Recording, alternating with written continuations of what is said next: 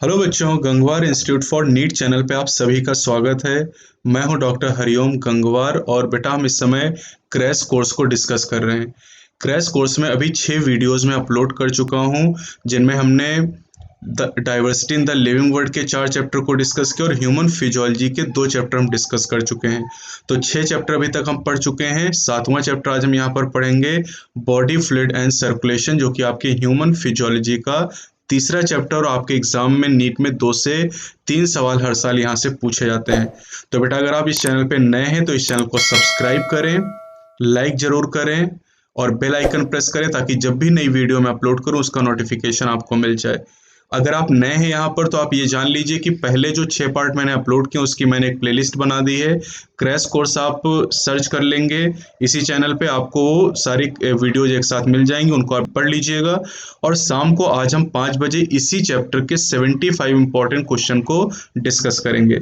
तो चलिए शुरुआत करते हैं और मैं आपको लिंक करके दिखाता हूँ कि ये जो चैप्टर आपका बॉडी फ्लूइड एंड सर्कुलेशन है, ये पिछले 2 चैप्टर डाइजेशन एंड एब्जॉर्प्शन और breathing and exchange of gases से किस तरीके से रिलेट करता है। तो आप सभी जानते हैं कि हमारी बॉडी में जितनी भी लिविंग सेल होती हैं, इन लिविंग सेल को लगातार न्यूट्रिएंट की ज़रूरत होती है, यानी glucose, amino acid, fatty acid, oxygen की ज़रूरत होती है और दूसरे इसेंशियल सब्सटेंस की ज़रूरत होती है। साथ ही साथ सेल में जो मेटाबॉलिज्म चलती है उससे कुछ वेस्ट या हार्मफुल सब्सटेंस भी बनते हैं, जैसे कि अगर आप यूरिया की बात करें, कार्बन डाइऑक्साइड की बात करें, तो इन्हें बॉडी से लगातार रिमूव करने की ज़रूरत भी पड़ती है हमारी बॉडी की हेल्दी फंक्शनिंग के लिए, हेल्दी कंडीशन को मेंटेन करने के लिए।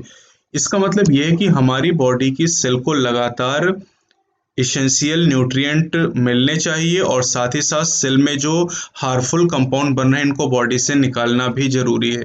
तो इसलिए यहाँ पर ये ज़रूरी है कि हमारे पास एक ऐसी मैकेनिज्म होनी चाहिए जिसके द्वारा इन सब्सटेंसेस का मूवमेंट सेल तक किया जा सके और सेल से किया जा सके। देखिए यहाँ पर लिखा है to the cell. To the cell का मतलब यहाँ पर है कि जो इसेंशियल सब्सटेंस है वो सेल तक ले जाएंगे और जो हार्मफुल या वेस्ट है उन्हें सेल से लाएंगे फ्रॉम द सेल। अलग अलग तरह के एनिमल में इस ट्रांसपोर्ट के लिए, यानी सेल तक सब्सटेंस ले जाने के लिए और सेल से सब्सटेंस को लाने के लिए अलग अलग तरह की मैकेनिज्म पाई जाती है, डिफरेंट मेथड ऑफ ट्रांसपोर्ट पाए जाते हैं अलग अलग तरह के ऑर्गेनिज्म में। जैसे अगर हम सिंपल ऑर्गेनिज्म स्पॉन्जेस की बात करें और सिलेंट्रेट की बात करें, तो स्पॉन्जेस और सिलेंट्रेट में क्या होता है कि ये अपनी बॉडी कैविटी के थ्रू वाटर को सर्कुलेट करते हैं। इनके सराउंडिंग में आप जानते हैं कि स्पॉन्जेज और सिलेंट्रेट एक्वेटिक होते हैं, तो इनकी बॉडी में सराउंडिंग से पानी अंदर आता है, इनकी बॉडी में कैविटी पाई जाती है। जैसे आपने एनिमल किंगडम अगर रिवाइज किया होगा तो मैंने पढ़ा है कि स्पॉन्जेज में स्पॉन्जोसेल नाम की कैविटी पाई जाती है और सिलेंट्रेटा की बात करें तो सिलेंट्रेटा में गैस्ट्रोवेस्कुलर कैविटी पाई जाती है। तो इन कैविटी के अंदर वाटर आता है और इसी वाटर के साथ में जो सब्सटेंसेस होते हैं, न्यूट्रिएंट होते हैं, ऑक्सीजन होती हैं, ये इस बॉडी के अंदर आ जाती हैं और CO2 इन्हीं के अंदर डाल दिया जाता है। तो इसी बॉडी यहाँ पर आप बॉडी कैविटी के अंदर जो वाटर है, इसी वाटर के द्वारा एक्सचेंज होता है सब्सटेंसेस का, यानी इनकी बॉडी के अंदर कोई स्पेशल फ्लूइड नहीं है। यहाँ पर बॉडी के बाहर से जो फ्लूइड आता है उसी के द्वारा गैसेस का और न्यूट्रिएंट का और वेस्ट प्रोडक्ट का एक्सचेंज होता है। अब अगर हम कॉम्प्लेक्स ऑर्गेनिज्म की बात करते हैं, अगर हम मोर कॉम्प्लेक्स ऑर्गेनिज्म की बात करें, जैसे हम अपनी बात करें या हम वर्टिब्रेट की बात करते हैं, तो इनमें स्पेशल फ्लूइड पाए जाते हैं और ये फ्लूइड बॉडी के अंदर ही पाए जाते हैं, इसलिए इन्हें बॉडी फ्लूइड के नाम से जाना जाता है। जैसे ब्लड की बात करें तो ब्लड सबसे कॉमनली यूज्ड बॉडी फ्लूइड है जिसके द्वारा सब्सटेंसेस को ट्रांसपोर्ट किया जाता है और ये ज़्यादातर हायर ऑर्गेनिज्म यानी वर्टिब्रेट में पाया जाता है। एक और बॉडी फ्लूइड यहाँ पर है लिम्फ। लिम्फ भी एक बॉडी फ्लूइड, तो 2 मेन बॉडी फ्लूइड हैं, ब्लड और लिम्फ, और ये भी सब्सटेंस के ट्रांसपोर्ट में काफ़ी मदद करता है। अब इसके बारे में आगे हम डिस्कस करेंगे। तो यहाँ पर आप ये समझ लीजिए कि जो लोअर ऑर्गेनिज्म है जैसे स्पॉन्जेज और सिलेंट्रेट, वहाँ पर कोई बॉडी फ्लूइड नहीं, वहाँ पर वाटर सराउंडिंग मीडियम से आता है बॉडी के अंदर और उसी वाटर और सेल के बीच में एक्सचेंज होता है। जबकि हमारी बॉडी के अंदर ब्लड और लिम्फ नाम के बॉडी फ्लूइड पाए जाते हैं और ब्लड और लिम्फ के द्वारा इन सब्सटेंस को ट्रांसपोर्ट किया जाता है। तो चलिए यहाँ पर सबसे पहले हम ब्लड के बारे में पढ़ेंगे, फिर लिम्फ को हम डिस्कस करेंगे। तो आप देखिए क्या क्या टॉपिक आपको पढ़ने हैं। ब्लड के बारे में आपको पढ़ना है, इसके अलावा लिम्फ के बारे में यहाँ पर हम डिस्कस करने वाले हैं। ब्लड पढ़ेंगे, लिम्फ पढ़ेंगे, सर्कुलेटरी पाथवे हम पढ़ेंगे, डबल सर्कुलेशन को डिस्कस करेंगे, रेगुलेशन पढ़ेंगे और डिसऑर्डर के बारे में डिस्कस करेंगे। तो चलिए शुरुआत करते हैं। यहाँ पर जो पहला टॉपिक आपको दिया गया है ब्लड, यहीं से शुरुआत हम करेंगे। ब्लड की बात करें तो ब्लड एक स्पेशल कनेक्टिव टिश्यू है। कनेक्टिव टिश्यू की बात करें तो कनेक्टिव टिश्यू स्ट्रक्चरल ऑर्गेनाइजेशन इन एनिमल्स में आप पढ़ते हैं। ये एक स्पेशल टाइप का कनेक्टिव टिश्यू है। Blood, bone, cartilage special connective tissue है।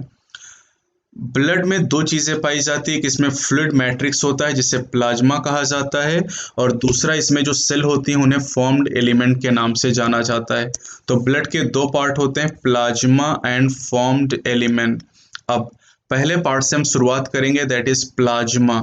प्लाज्मा स्ट्रॉ कलर्ड होता है, मतलब ये आप कह सकते हैं कि हल्का पीला भूसे के कलर का होता है। जिस कलर का भूसा है उस कलर का होता है। विस्कस फ्लूइड होता है, यानी आप कह सकते हैं कि ये थोड़ा सा गाढ़ा होता है पानी की तुलना में, और ये ब्लड का 55% पार्ट बनाता है।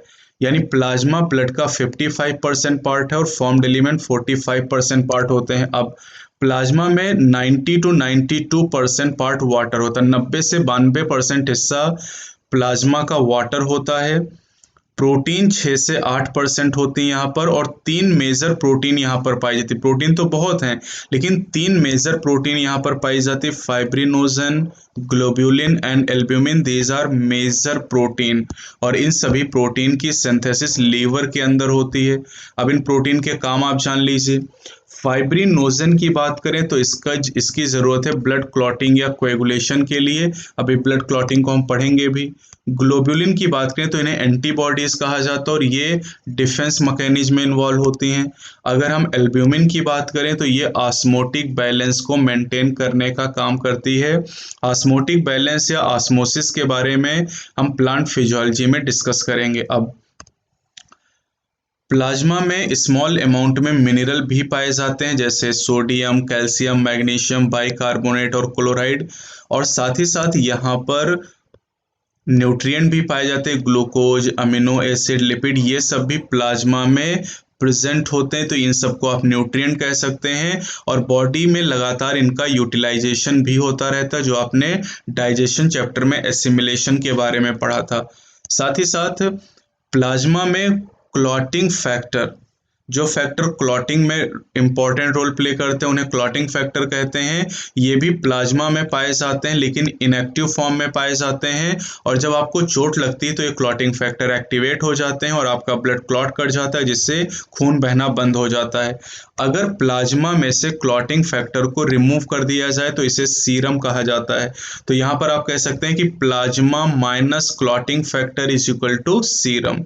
ये इक्वेशन आप बना सकते हैं यहाँ पर, plasma minus clotting factor, plasma minus clotting factor is equal to आप कहेंगे दैट इज सीरम। तो ये आप ध्यान रखिएगा यहाँ पर। अब आते हैं ब्लड के दूसरे कंपोनेंट पे, जिसका नाम है फॉर्म्ड एलिमेंट।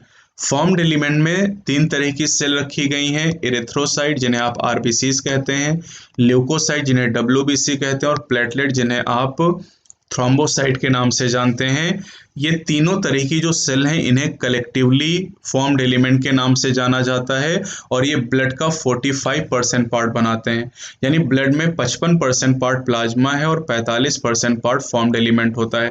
बेटा आप अगर चैनल पे नए हैं हमारे तो चैनल को सब्सक्राइब जरूर करें, क्योंकि आपके लिए अगर मैं इतना एफर्ट कर रहा हूँ तो आपको केवल सब्सक्राइब करना है, बेल आइकन प्रेस करिए, ताकि जब भी नई वीडियो मैं अपलोड करूँ उसका नोटिफिकेशन आपको मिल जाए। अगर आपने हमारी पुरानी वीडियोज़ नहीं देखी हैं, ये 7वां पार्ट है। 6 पार्ट मैंने और अपलोड किए क्रैश कोर्स के, उनको भी जाके पढ़िए, क्योंकि यही चैप्टर अगर खुद आप रिवाइज करते हैं तो आपको 2, 3, 4, 5 घंटे लग जाते हैं, लेकिन मैं 1 घंटे में आपको एक चैप्टर रिवाइज करवा देता हूं। तो इसलिए इसके लिए एक लाइक जरूरी, और अगर आपको वीडियो अच्छी लगती है तो कमेंट सेक्शन में मुझे जरूर बताएं, मुझे अच्छा लगेगा और मुझे भी एक एप्रिसिएशन मिलेगा, मुझे भी खुशी होगी कि जो काम मैं आपके लिए कर रहा हूं उससे आपका बेनिफिट भी हो रहा है। चलिए बेटा, तो पहली सेल की बात करते हैं यहाँ पर, दैट इज इरेथ्रोसाइट। इरेथ्रोसाइट को रेड ब्लड सेल के नाम से जाना जाता है और ये सबसे अबंडेंट सेल है ब्लड की। ब्लड में सबसे ज्यादा इरेथ्रोसाइट पाई जाती है और सबसे कम ल्यूकोसाइट प्रेजेंट होती हैं। तो ब्लड की सबसे अबंडेंट सेल है, इनका नंबर 5 मिलियन टू 5.5 मिलियन होता है पर मिलीमीटर क्यूब ऑफ ब्लड में। यानी 1 मिलीमीटर क्यूब ब्लड में 50 से 55 लाख आरबीसीज पाई जाती हैं। आरबीसीज का फॉर्मेशन रेड बोन मैरो में होता है, ये बहुत खास बात है। एडल्ट में आरबीसी रेड बोन मैरो में बनती। खूब पूछा जाता है नीट में, आरबीसी में न्यूक्लियस नहीं पाया जाता, ये बहुत खास बात है। और ये मैमल का कैरेक्टर नहीं, ज्यादातर मैमल की आरबीसी में न्यूक्लियस नहीं होता है। RBC by concave dish shape structure होते हैं और इनके अंदर एक रेड कलर का iron containing complex protein present होती है जिसे हीमोग्लोबिन कहा जाता है। हीमोग्लोबिन के बारे में पिछले चैप्टर में भी हमने डिस्कस किया था। अब हीमोग्लोबिन की वजह से, हीमोग्लोबिन रेड कलर की, इसी वजह से इरिथ्रोसाइट को रेड ब्लड सेल कहा जाता है। यानी रेड ब्लड सेल का जो कलर और नाम है वो हीमोग्लोबिन की वजह से ही है। एक हेल्दी इंडिविजुअल में 100 ml ब्लड के अंदर 12 से 16 ग्राम हीमोग्लोबिन। डेटा अच्छे से याद रखिएगा, नीट में खूब रिपीट होता है डेटा, इसलिए अच्छे से याद करेंगे इसको। और आपने पिछले चैप्टर में देखा था कि जो हीमोग्लोबिन मॉलिक्यूल हैं ये सिग्निफिकेंट रोल प्ले करते हैं transport of respiratory gases, oxygen and carbon dioxide. आपने देखा था कि 97% जो ऑक्सीजन है उसका ट्रांसपोर्ट आरबीसी या हीमोग्लोबिन के द्वारा होता है और 20 से 25% CO2 का ट्रांसपोर्ट भी इन्हीं के द्वारा किया जाता है। अब आरबीसी की जो एवरेज लाइफ स्पैन ये भी खूब पूछी जाती है, 120 दिन की होती है और इसके बाद इन्हें स्प्लीन में डिस्ट्रॉय कर दिया जाता है, नष्ट कर दिया जाता है। स्प्लीन को कहते हैं ग्रेव यार्ड ऑफ आरबीसी, यानी इसे आरबीसी का कब्रिस्तान कहा जाता है। अब बेटा दूसरी सेल की हम बात करते हैं जिन्हें ल्यूकोसाइट कहा जाता है और ल्यूकोसाइट एक्चुअली है व्हाइट ब्लड सेल, इन्हें WBC के नाम से जानते हैं। और इन्हें व्हाइट इसलिए कहते हैं क्योंकि कलरलेस होती, क्योंकि इनके अंदर हीमोग्लोबिन नहीं पाया जाता है। तो आरबीसी के अंदर हीमोग्लोबिन होने से वो रेड होती हैं और WBC में हीमोग्लोबिन नहीं होने से ये कलरलेस या व्हाइट हो जाती हैं और इनमें न्यूक्लियस प्रेजेंट होता है। और इनका नंबर आरबीसी से बहुत कम होता है। 1 मिलीमीटर क्यूब ऑफ ब्लड में 6 से 8 हजार WBC पाई जाती हैं, जबकि इतने ही ब्लड में 50 से 55 लाख आरबीसी प्रेजेंट होती हैं। इनकी जो लाइफ स्पैन होती ये भी कम होती है आरबीसी के कंपैरिजन में, कुछ हफ्ते से लेके कुछ दिन तक की इनकी लाइफ स्पैन होती है। और इनको दो मेन कैटेगरी में डिवाइड किया जाता है WBCs को, एक को ग्रेनुलोसाइट कहते हैं और दूसरे को ए ग्रेनुलोसाइट कहते हैं। ग्रेनुलोसाइट उन सेल को कहा जाता है जिनके साइटोप्लाज्मिक ग्रेन्यूल पाए जाते हैं और एक ग्रेनुलोसाइट के साइटोप्लाज्मिक ग्रेन्यूल नहीं होते हैं। अब ग्रेनुलोसाइट के एग्जाम्पल हैं न्यूट्रोफिल, इओसिनोफिल और बेसोफिल, जो आपको याद करने हैं। और एक ग्रेनुलोसाइट में लिम्फोसाइट और मोनोसाइट आ जाएंगी। अब इन सभी सेल के बारे में आपको बताया गया, जैसे न्यूट्रोफिल की बात करें तो ये सबसे अबंडेंट सेल हैं WBC में, यानी WBC का 60 से 65% हिस्सा न्यूट्रोफिल होती हैं। इसी तरह बेसोफिल की बात करें तो ये लीस्ट अबंडेंट है, केवल 0.5 से 1% WBC बेसोफिल होती हैं। अब अगर हम मोनोसाइट की बात करें तो मोनोसाइट 6 से 8% होती हैं। इओसिनोफिल की बात करें तो 2 से 3% होती हैं।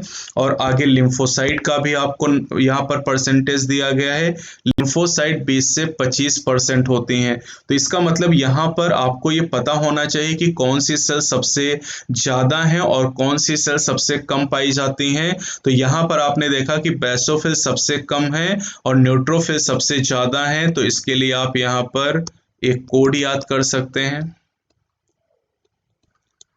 यह है बम लाओ नेहा, बम लाओ नेहा। तो अब यहाँ पर जो बम है, बी फॉर बेसोफिल सबसे कम, ए फॉर एसिडोफिल या इन्हीं को इसिनोफिल कहते हैं, एम फॉर मोनोसाइट हो जाएगा, एल फॉर यहाँ पर लिम्फोसाइट हो जाएगा और एन फॉर न्यूट्रोफिल हो जाएगा। तो इस निमोनिक से आप इनको इंक्रीजिंग ऑर्डर में याद कर सकते हैं, बम लाओ नेहा, या आप कोई और भी निमोनिक अगर जानते हैं तो वो भी आप याद रख सकते हैं। अब काम की बात कर लेते हैं यहाँ पर, जैसे न्यूट्रोफिल और मोनोसाइट की अगर बात करते हैं तो ये फैगोसिटिक सेल होती हैं। फैगोसिटिक सेल हैं क्योंकि ये डिस्ट्रॉय करती हैं फॉरेन ऑर्गेनिज्म को जो हमारी बॉडी में एंटर करते हैं।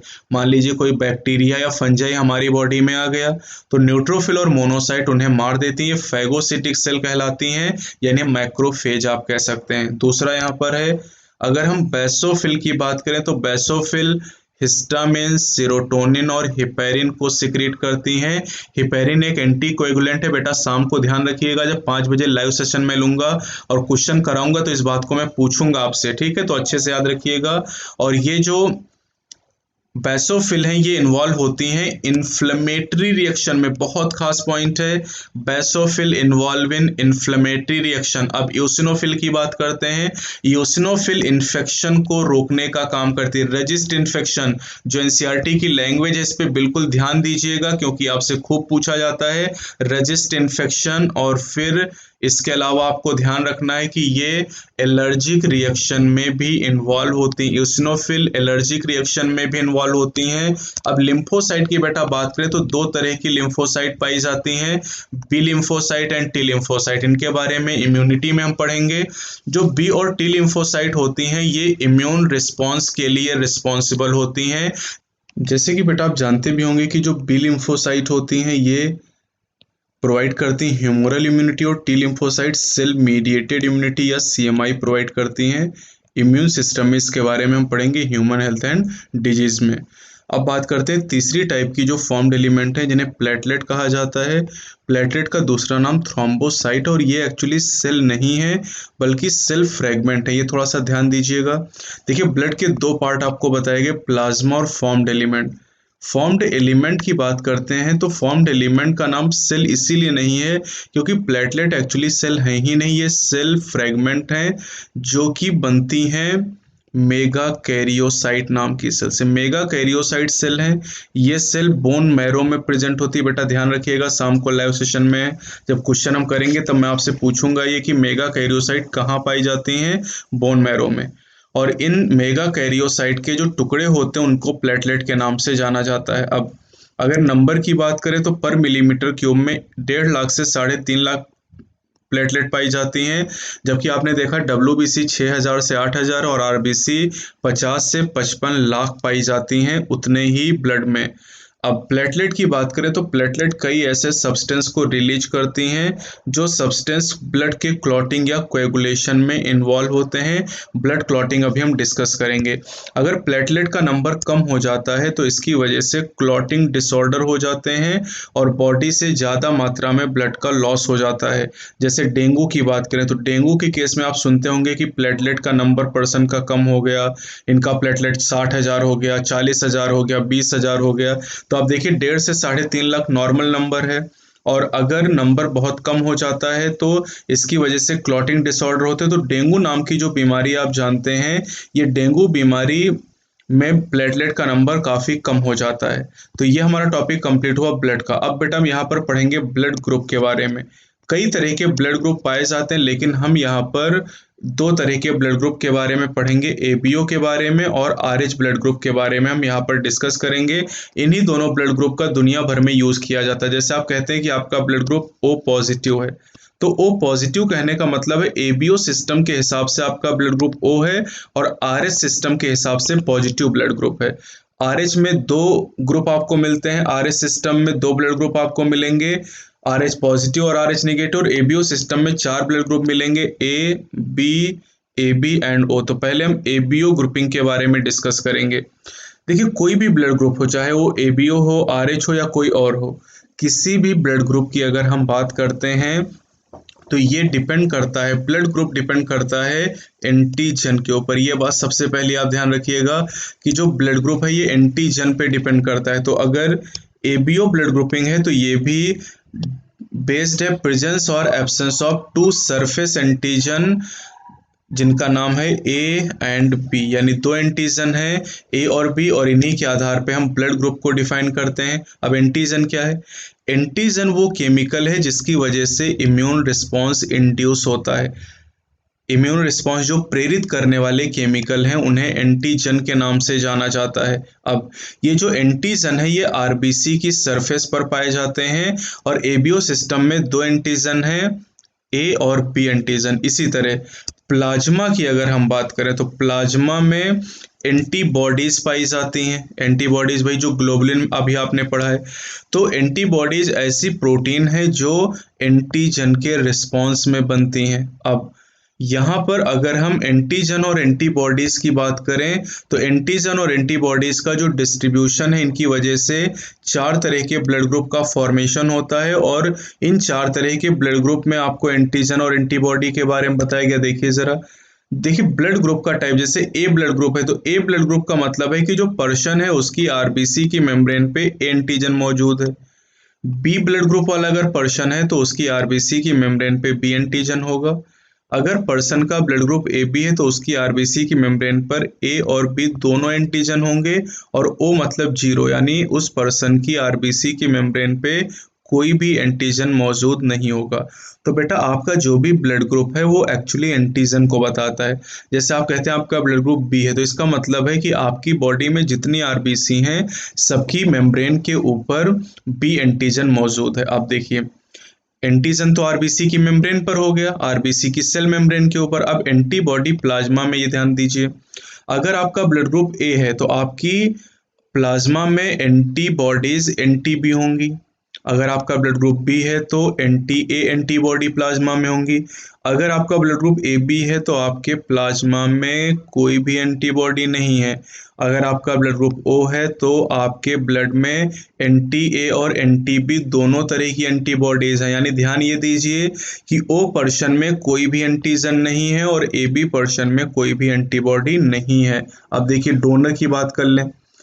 अगर ए ब्लड ग्रुप वाला पर्सन है तो उसको ए और ओ दोनों ब्लड दे सकते हैं।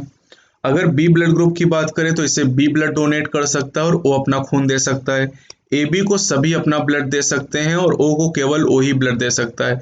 यानी आप ओ को देखेंगे अगर तो ओ सभी को ब्लड दे सकता है और ए बी सभी से ब्लड ले सकता है। और इसी आधार पे हम ये कहते हैं, देखिए यहाँ पर लिखा भी हुआ है कि अगर हम ब्लड ग्रुप ओ की बात करते हैं तो ये किसी भी पर्सन को ब्लड डोनेट कर सकता है, और इसीलिए ओ ग्रुप इंडिविजुअल को यूनिवर्सल डोनर्स के नाम से जाना जाता है। इसी तरह अगर हम ए बी ग्रुप वाले पर्सन की बात करें तो ये किसी से भी ब्लड एक्सेप्ट कर सकता है, किसी भी दूसरे ब्लड ग्रुप से भी ले सकता है और ए बी से भी ले सकता है, और इसीलिए ए बी पर्सन को यूनिवर्सल रेसिपिएंट के नाम से जाना जाता है।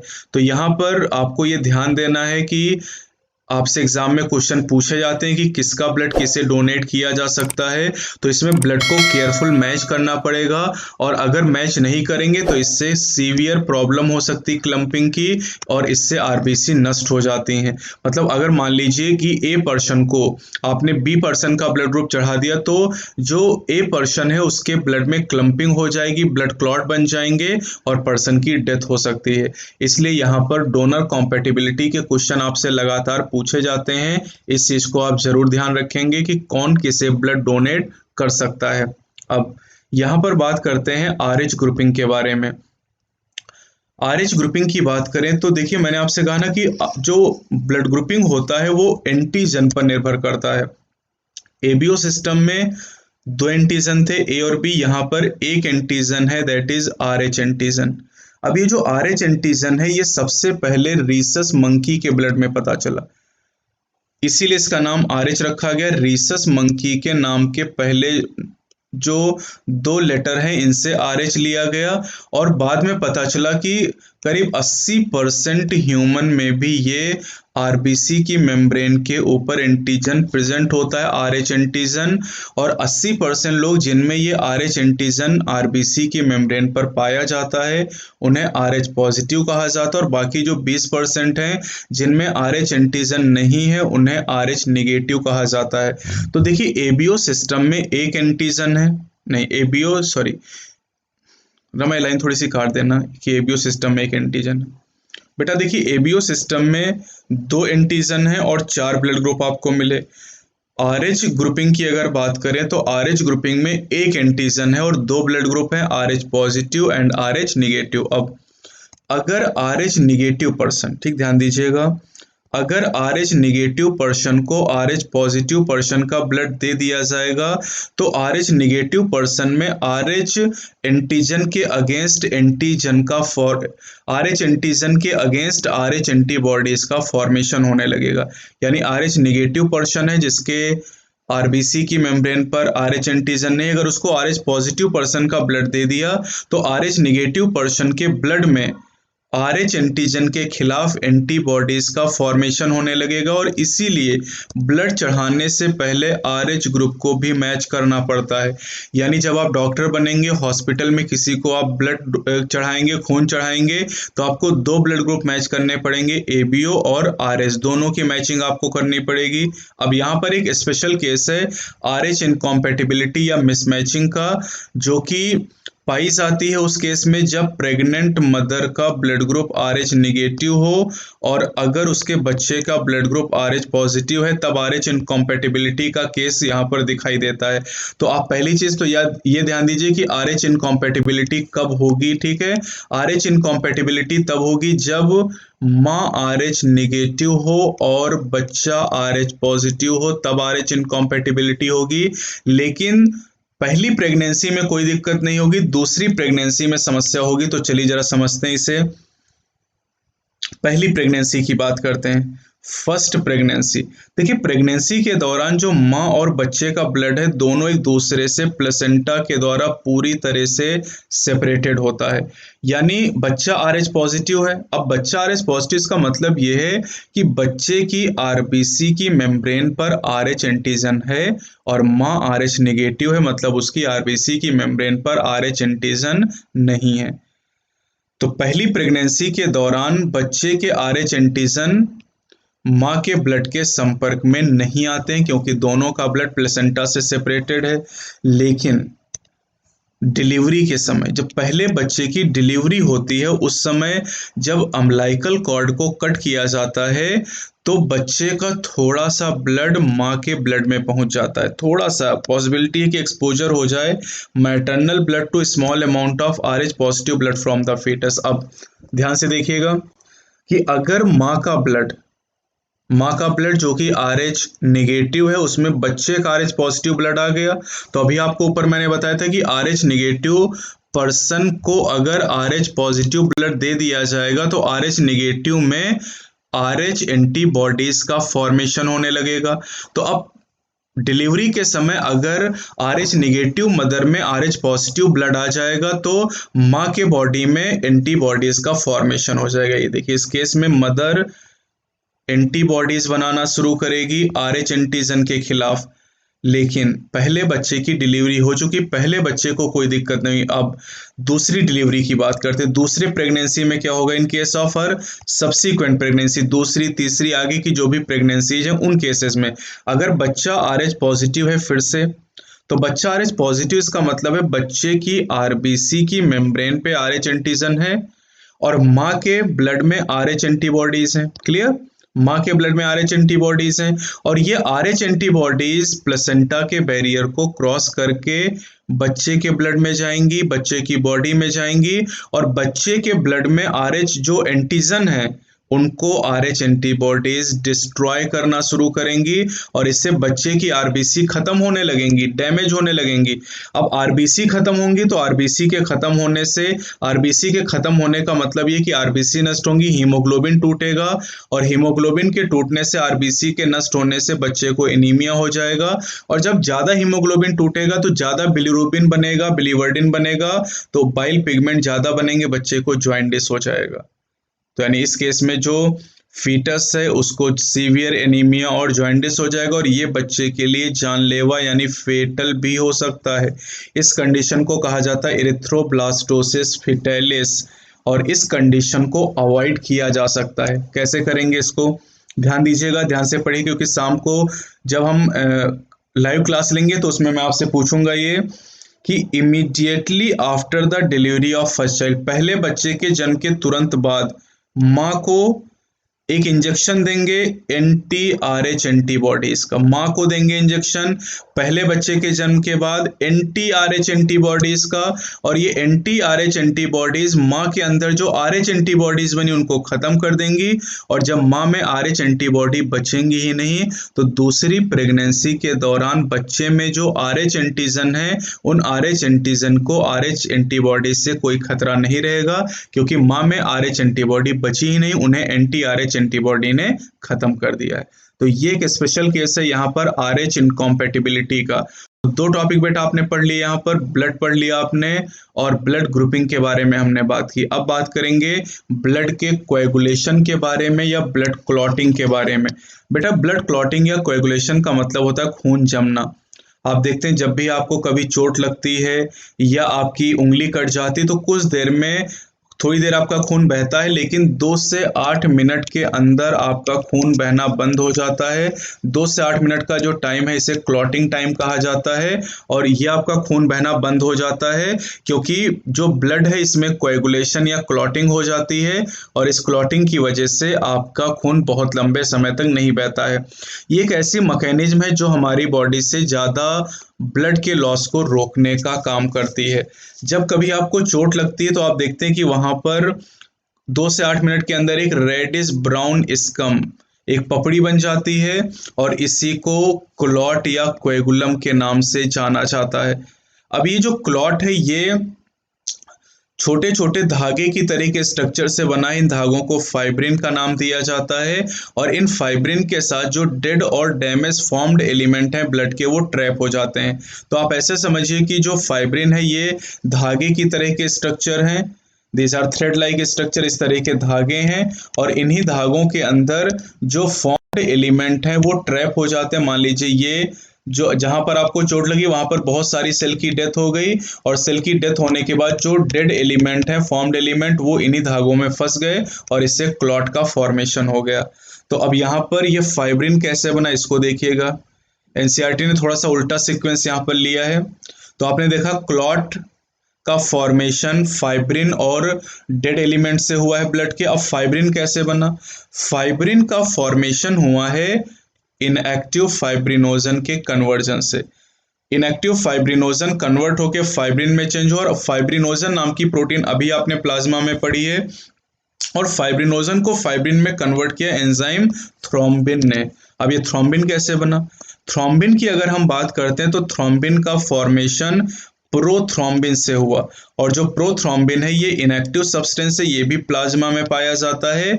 तो प्रोथ्रोम्बिन का थ्रोम्बिन में कन्वर्जन हुआ। अब ये थ्रोम्बिन कैसे बना प्रोथ्रोम्बिन से, इसको भी जरा समझिएगा कि प्रोथ्रोम्बिन से थ्रोम्बिन का फॉर्मेशन किस तरीके से हुआ, इसके बारे में भी एनसीईआरटी ने बताया है।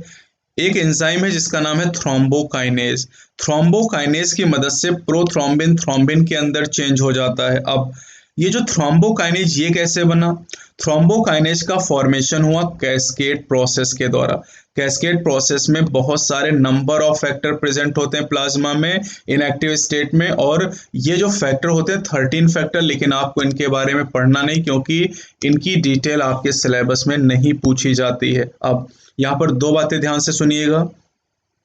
जब कभी आपको चोट लगती है तो जो प्लेटलेट होती हैं ये प्लेटलेट ब्लड में रिलीज करती हैं कुछ फैक्टर को जिनका नाम आपको नहीं दिया गया है, और ये एक्टिवेट करती हैं ब्लड क्लॉटिंग की मैकेनिज्म को। दूसरी बात सुनिएगा, कुछ फैक्टर रिलीज किए जाते हैं टिश्यू के द्वारा at the site of injury. जहां पर चोट लगी उस जगह पर जो टिश्यू है वो कुछ फैक्टर रिलीज करते हैं जो इनिशिएट करते हैं क्लॉटिंग को। तो दो चीजें यहां पर ध्यान दीजिएगा, एक तो टर्म यहाँ पर है एक्टिवेट और दूसरा है इनिशिएट।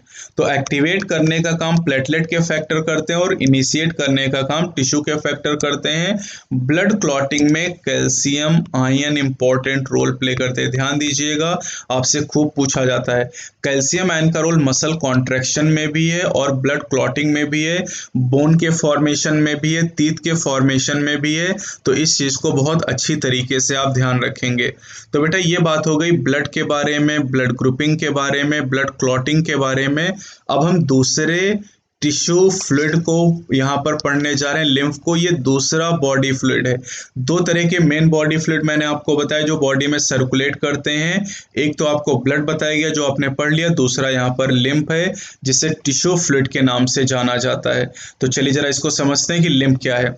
जब ब्लड कैपिलरीज के द्वारा टिश्यू के अंदर पहुंचता है, जब ब्लड कैपिलरीज से होता हुआ टिश्यू के अंदर जाता है, तो कैपिलरीज के अंदर प्रेशर ज़्यादा होने की वजह से सम वाटर और बहुत छोटे छोटे water soluble substances move out into spaces between the cell of tissues, leaving the larger protein and most of the formed element in the blood vessel.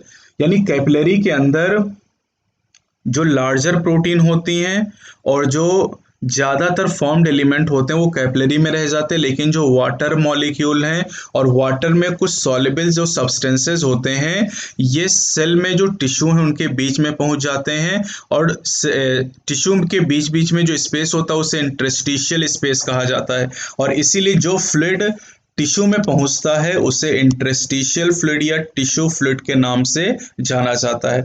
अब जो टिश्यू फ्लूइड है इसका मिनरल डिस्ट्रीब्यूशन एकदम plasma की तरह होता है। कहने का मतलब ये कि प्लाज्मा में जितने मिनरल होते हैं वो सब टिश्यू फ्लूइड में आपको मिल जाएंगे। अब इसका काम क्या है जरा इसको समझिएगा। लिम्फ की अगर हम बात करें तो लिम्फ के द्वारा एक्सचेंज होता है न्यूट्रिएंट और गैसेस का ब्लड और सेल के बीच में। यानी जो सेल है टिश्यू की वो न्यूट्रिएंट और गैसेस को एक्सचेंज करती हैं इस फ्लूइड के द्वारा, और इस फ्लूइड को कलेक्ट करने के लिए एक लिम्फेटिक सिस्टम बॉडी में पाया जाता है जो इस फ्लूइड को कलेक्ट करता है टिश्यू फ्लूइड को, और कलेक्ट करने के बाद इस फ्लूइड को मेजर वेन में पहुंचा दिया जाता है। अब लिम्फेटिक सिस्टम में जो फ्लूइड प्रेजेंट होता है उस फ्लूइड को लिम्फ के नाम से जाना जाता है। तो ये बात ध्यान रखिएगा। ब्लड वेस्कुलर सिस्टम में जो फ्लूइड है उसे ब्लड कहते हैं, और लिम्फेटिक सिस्टम में जो फ्लूइड है उसे लिम्फ कहा जाता है। लिम्फ एक्चुअली इंटरस्टिशियल या टिश्यू फ्लूइड ही है। जब ये फ्लूइड टिश्यू के अंदर पाया जाता है इंटरस्टिशियल स्पेस में तो इसे टिश्यू फ्लूइड कहते हैं, और जब ये फ्लूइड लिम्फेटिक सिस्टम के द्वारा कलेक्ट कर लिया जाता है तो इसे लिम्फ का नाम दिया जाता है। लिम्फ कलरलेस होता है, ध्यान दीजिएगा। शाम को मैं पूछूंगा आपसे लिम्फ इज कलरलेस, इस बात को ध्यान दीजिएगा। लिम्फ कलरलेस होता है, कलरलेस इसलिए क्योंकि इसमें आरबीसीज नहीं होती, लेकिन इनमें डब्ल्यूबीसी खासतौर से लिम्फोसाइट पाई जाती हैं। और अभी आपने पढ़ा कि लिम्फोसाइट इम्यून रिस्पॉन्स के लिए रिस्पॉन्सिबल होती हैं। लिम्फ एक इम्पॉर्टेंट कैरियर है न्यूट्रिएंट का और हार्मोन का। हार्मोन ब्लड के द्वारा भी ट्रांसपोर्ट होके दूसरी जगहों पर जाते हैं और लिम्फ के द्वारा भी ट्रांसपोर्ट होके दूसरी जगहों पर पहुंचते हैं। और आपने डाइजेशन में जैसा कि पढ़ा है कि फैट का जो एब्जॉर्प्शन है ये भी लिम्फ के अंदर होता है। लैक्टियल आपने पढ़ा था इंटेस्टाइनल विलाई के अंदर। तो यानी लिम्फ के यहाँ पर कई सारे काम आपने पढ़ लिए। लिम्फ न्यूट्रिएंट और हार्मोन को ट्रांसपोर्ट करने का काम करता है, साथ ही साथ इम्यून रिस्पॉन्स में इन्वॉल्व होता है क्योंकि लिम्फोसाइट पाई जाती हैं, एब्जॉर्प्शन में इन्वॉल्व होता फैट के, इंटेस्टाइनल विलाई में लैक्टियल के अंदर, ये चीज़ आप पहले ही पढ़ चुके हैं। चलिए बेटा अगला टॉपिक यहाँ पर हमारा है सर्कुलेटरी पाथवेज।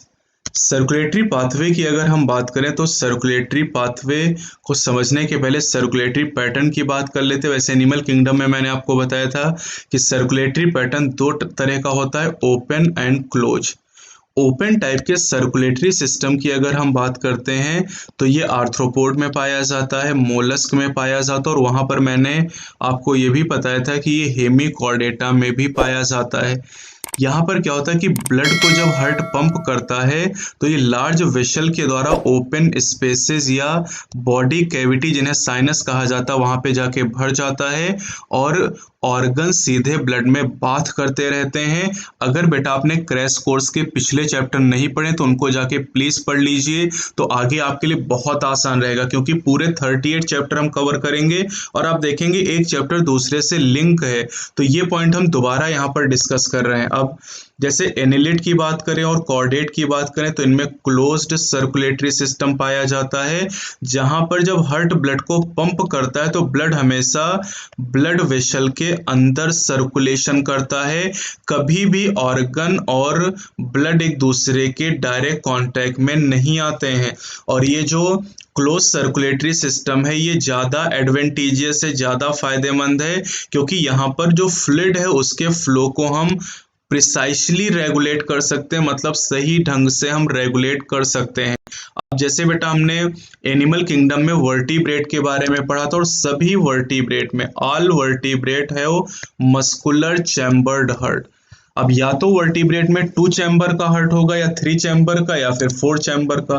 तो 2 चैम्बर हार्ट प्रेजेंट होता है फिशेज में, जहां पर एक एट्रियम और एक वेंट्रिकल होता है।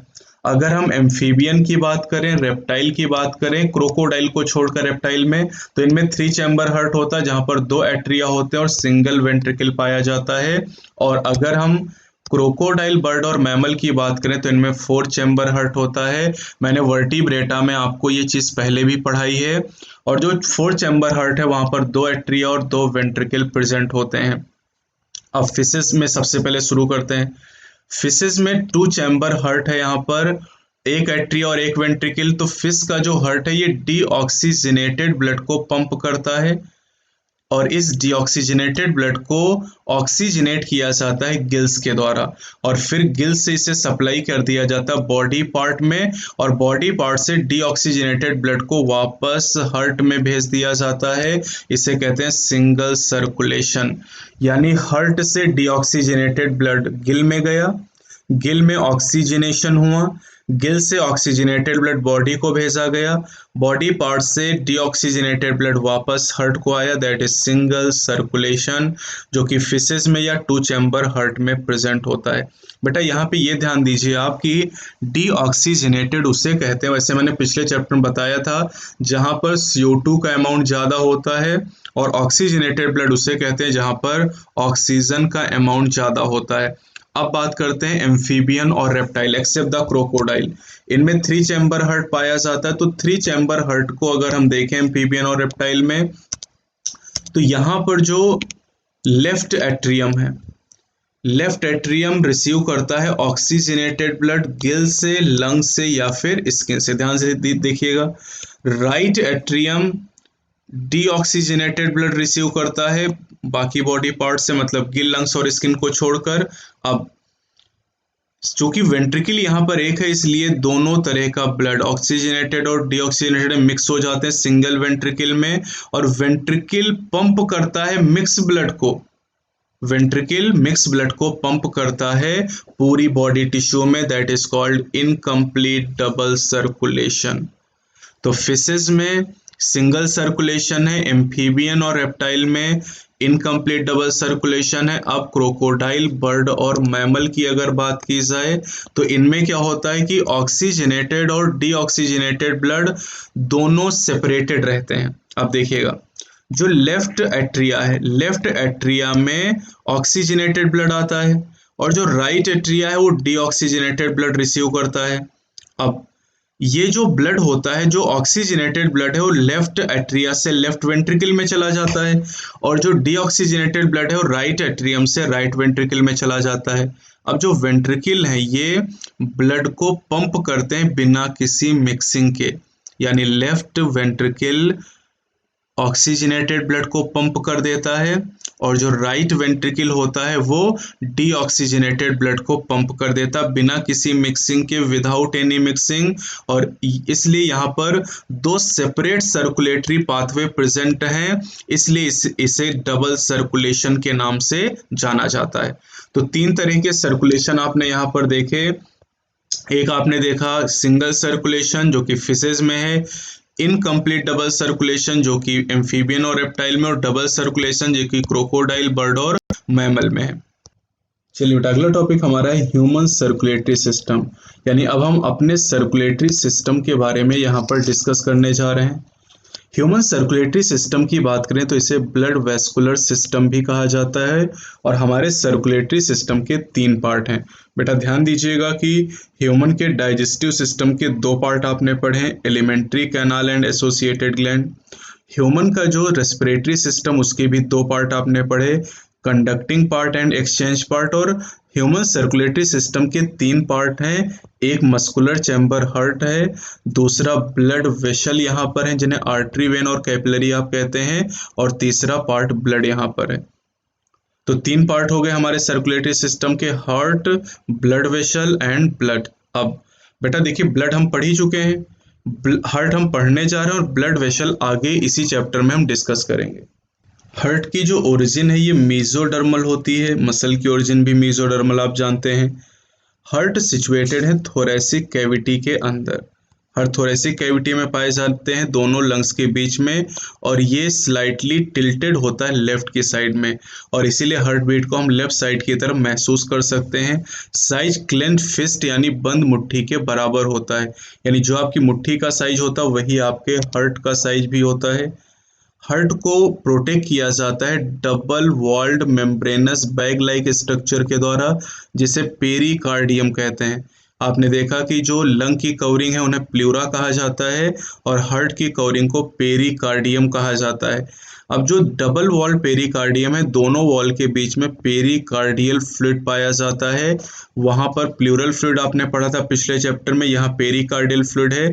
तो रिलेट जरूर करते हुए चलेंगे ताकि आपको याद करने में और एग्जाम में आंसर करने में आसानी हो। हमारा जो हार्ट है आप जानते हैं कि इसमें 4 चैम्बर पाए जाते हैं। 2 अपर चैम्बर होते हैं जो थोड़े से छोटे होते हैं, इन्हें एट्रिया कहा जाता है, और 2 नीचे वाले चैम्बर बड़े होते हैं जिन्हें वेंट्रिकल का नाम दिया जाता है। अब जो राइट और लेफ्ट एट्रियम होते हैं ये दोनों एक दूसरे से सेपरेट होते हैं एक पतली मस्कुलर वॉल के द्वारा, जिस दीवार को इंटर एट्रियल सेप्टम के नाम से जाना जाता है।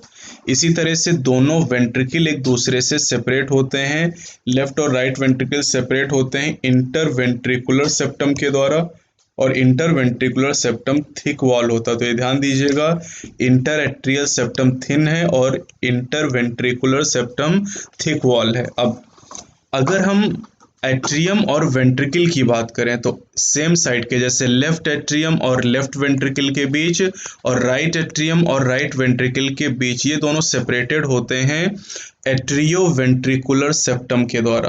तो एट्रियो वेंट्रिकुलर सेप्टम एट्रियम और वेंट्रिकल को एक दूसरे से सेपरेट करता है, और ये atrio ventricular septum thick fibrous tissue है, ये भी आप थोड़ा सा ध्यान दे सकते हैं। तो 3 तरह की दीवार हैं, inter atrial septum, inter ventricular septum और एट्रियो वेंट्रिकुलर सेप्टम। अब ये जो एट्रियो वेंट्रिकुलर सेप्टम है, इन सेप्टम के अंदर ओपनिंग पाई जाती हैं, और इन ओपनिंग के द्वारा जो एक ही साइड के 2 चैम्बर होते हैं वो कनेक्टेड होते हैं।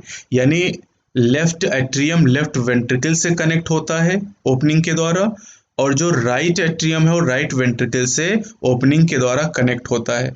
अब ये जो ओपनिंग होती हैं, जैसे हम यहाँ पर बात करें, जो ओपनिंग पाई जाती है राइट एट्रियम और राइट वेंट्रिकल के बीच, इस ओपनिंग में गार्ड करने वाली वॉल पाई जाती हैं जो 3 मस्कुलर फ्लैप या कस से बनी होती हैं, इसलिए इन्हें ट्राइकस्पिड वॉल कहा जाता है। तो राइट एट्रियम और राइट वेंट्रिकल के बीच ट्राइकस्पिड वॉल पाई जाती है।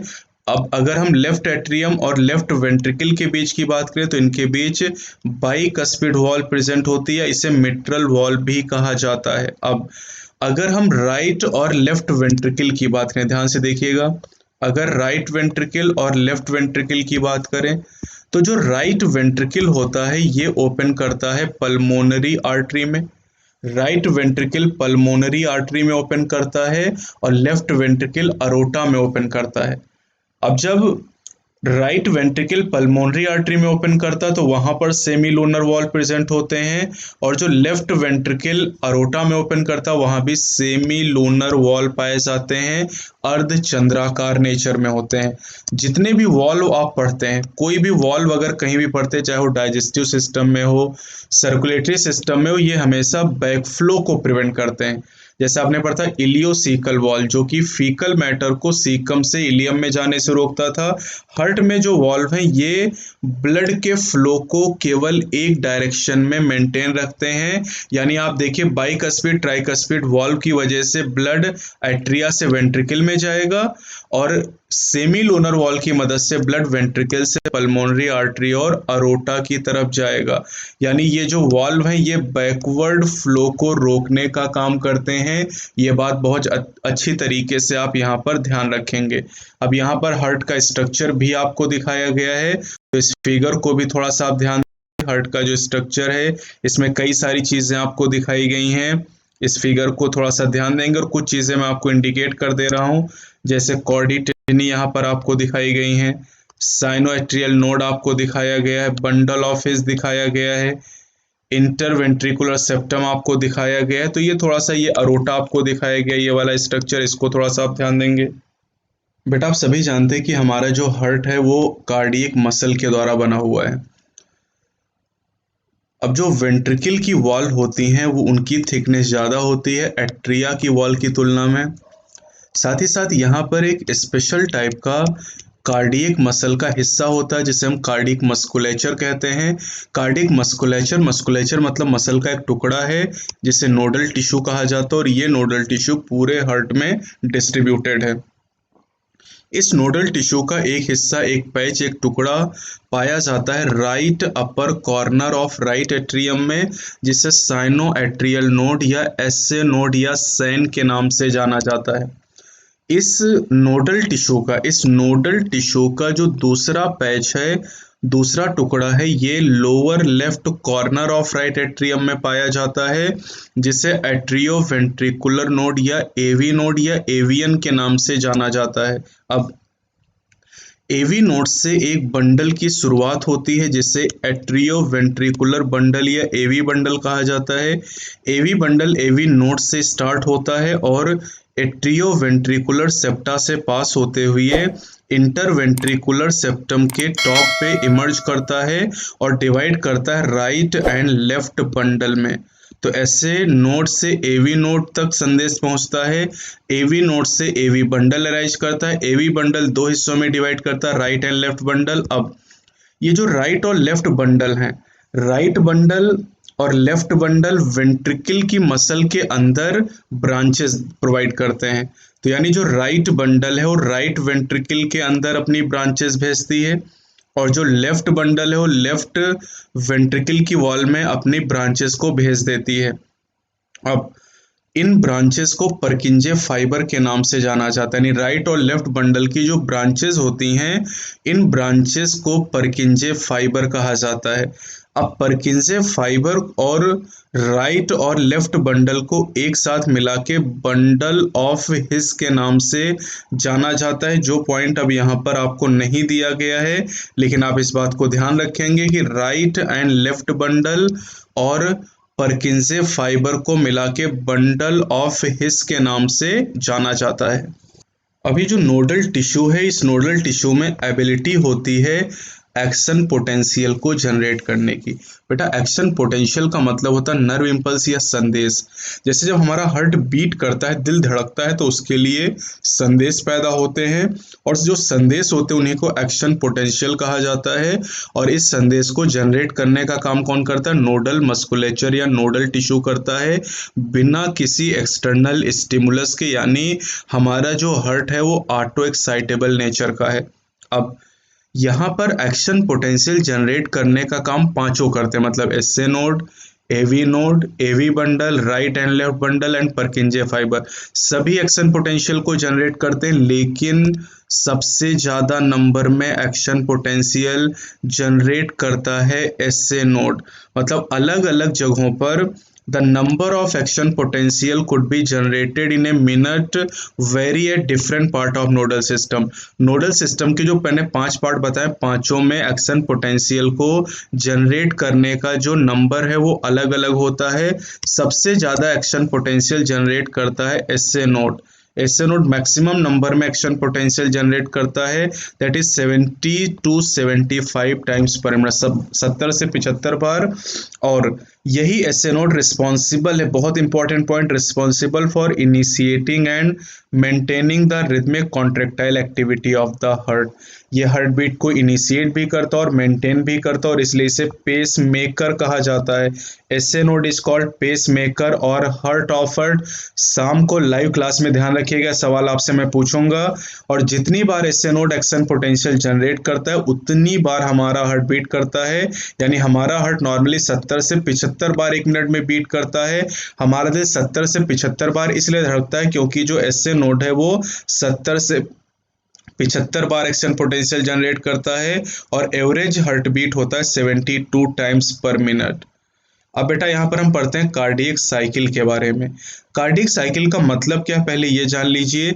एक हार्ट बीट की अगर हम बात करते हैं, आप इसको ऐसे समझिए कि हमारा हार्ट 60 सेकेंड में 72 टाइम बीट करता है।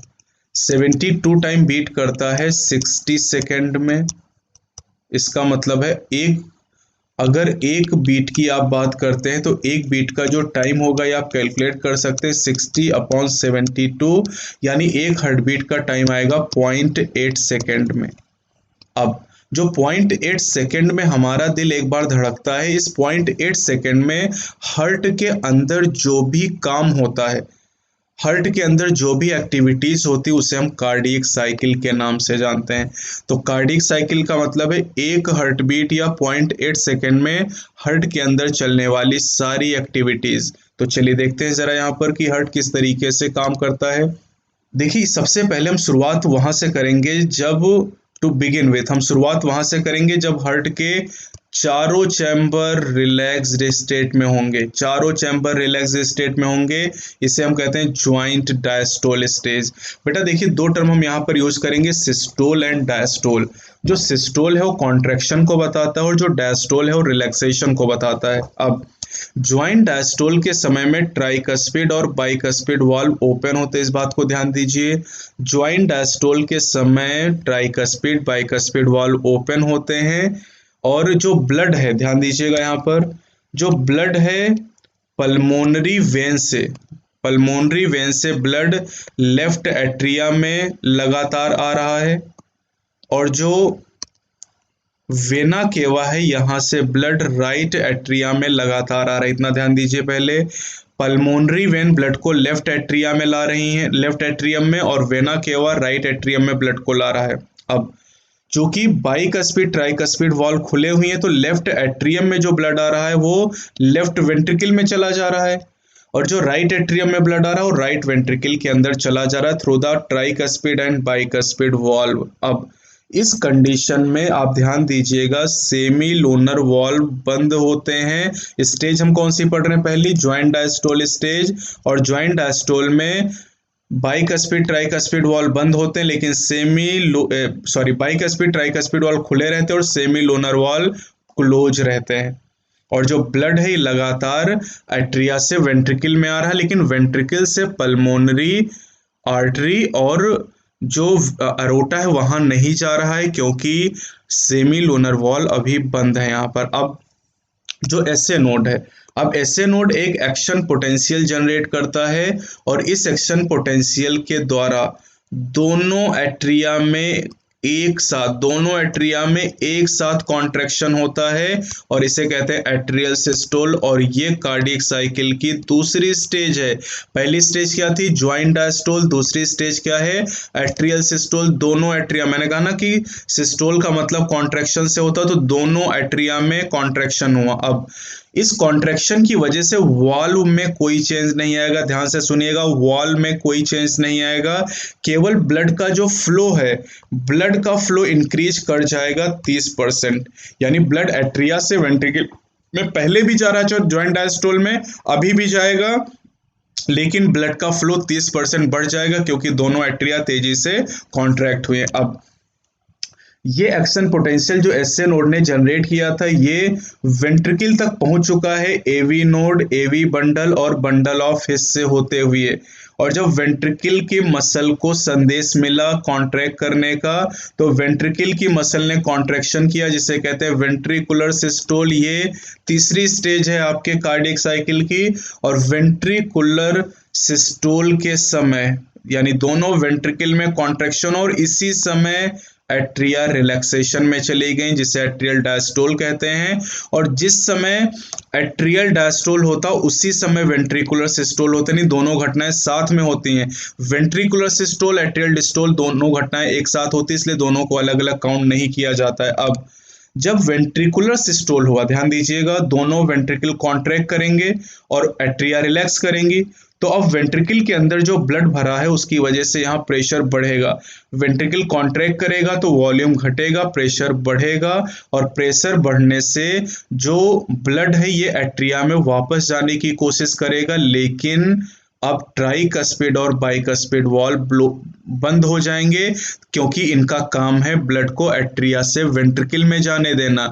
ये वेंट्रिकल से ब्लड को एट्रिया में नहीं जाने दे सकते हैं, और इसलिए ट्राइकस्पिड बाइकस्पिड वाल्व बंद हो जाएंगे, क्योंकि ब्लड वापस एट्रिया में जाने की कोशिश कर रहा है। लेकिन मैंने कहा कि वाल्व यूनी डायरेक्शनल फ्लो कराते हैं, बैकवर्ड फ्लो को रोकने का काम करते हैं। अब सेमी लूनर वाल्व तो पहले से बंद थे, बाइकस्पिड ट्राइकस्पिड वाल्व बंद हो गए। अब वेंट्रिकल का प्रेशर जब और बढ़ेगा तो सेमी लूनर वाल्व यहां पर ओपन हो जाएंगे।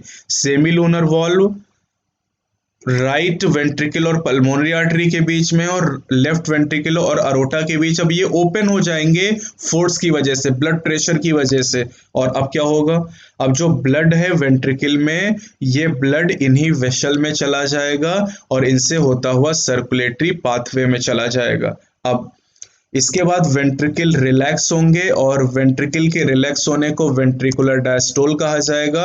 और ये चौथी स्टेज है कार्डियक साइकिल की। तो कार्डियक साइकिल में 4 स्टेजेस बेटा आपने देखी।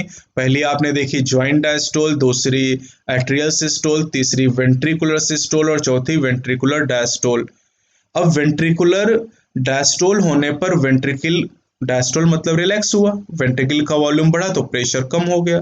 प्रेशर कम होने की वजह से ब्लड पल्मोनरी आर्टरी और अरोटा से वापस आने की कोशिश करता है वेंट्रिकल में, और इसकी वजह से सेमी लूनर वाल्व क्लोज हो जाते हैं ब्लड के बैक फ्लो को वेंट्रिकल में रोकने के लिए।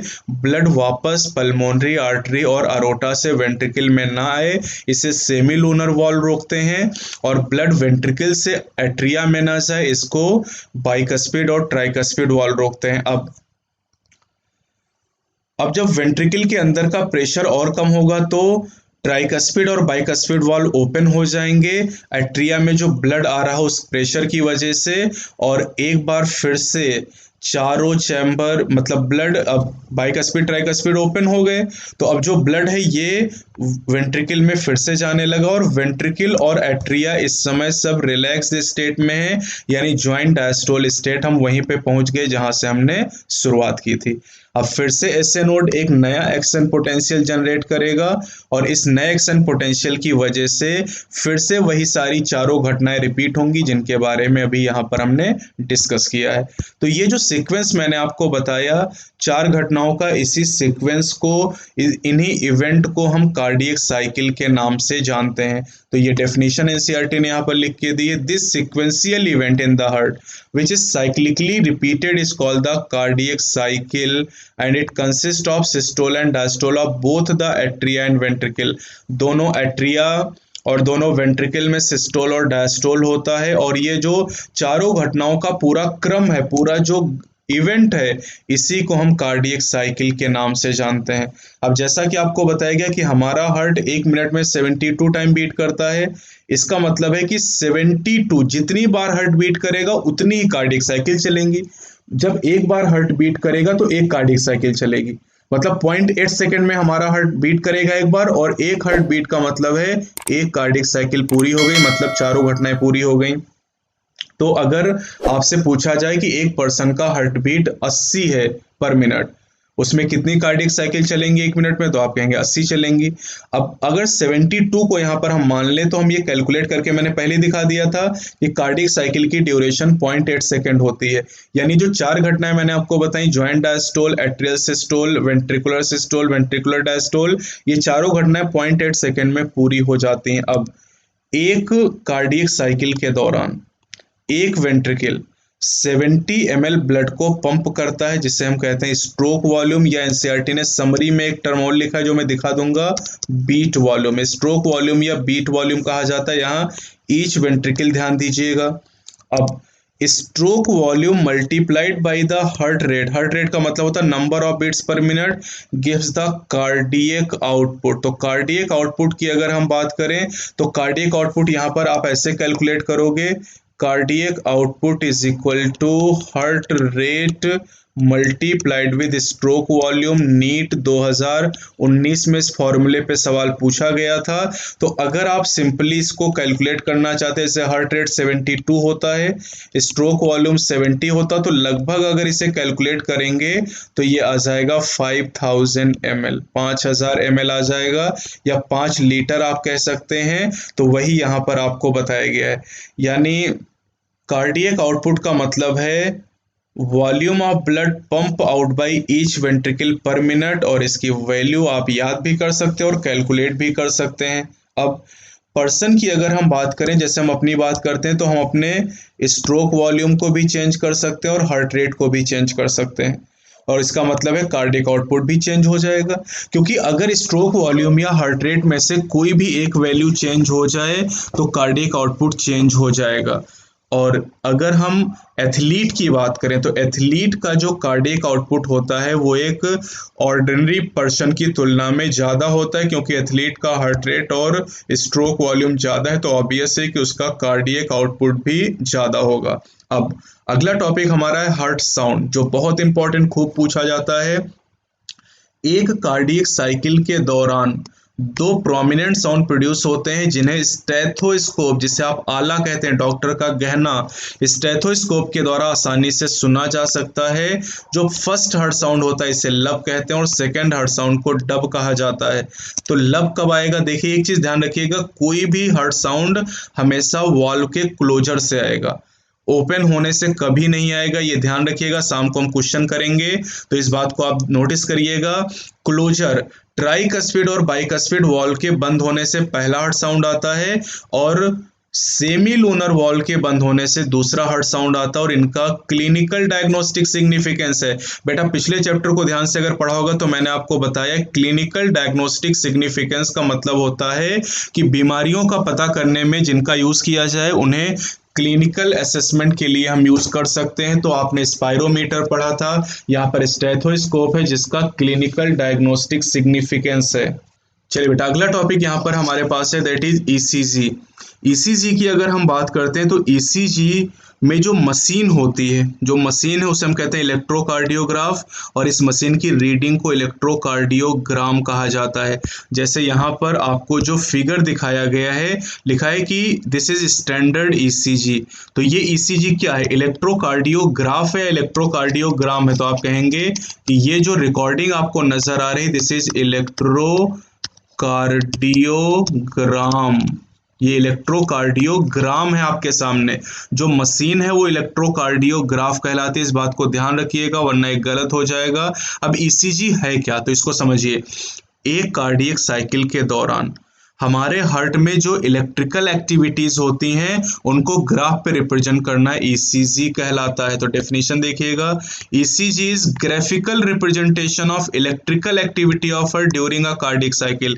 एक कार्डियक साइकिल के दौरान हार्ट की इलेक्ट्रिकल एक्टिविटी को ग्राफ पे रिप्रेजेंट करना ईसीजी कहलाता है। अब दो तरह की ईसीजी हम यूज करते हैं, कि स्टैंडर्ड ईसीजी होती है जो आपके सिलेबस में, जो यहाँ पर आपको दी गई है।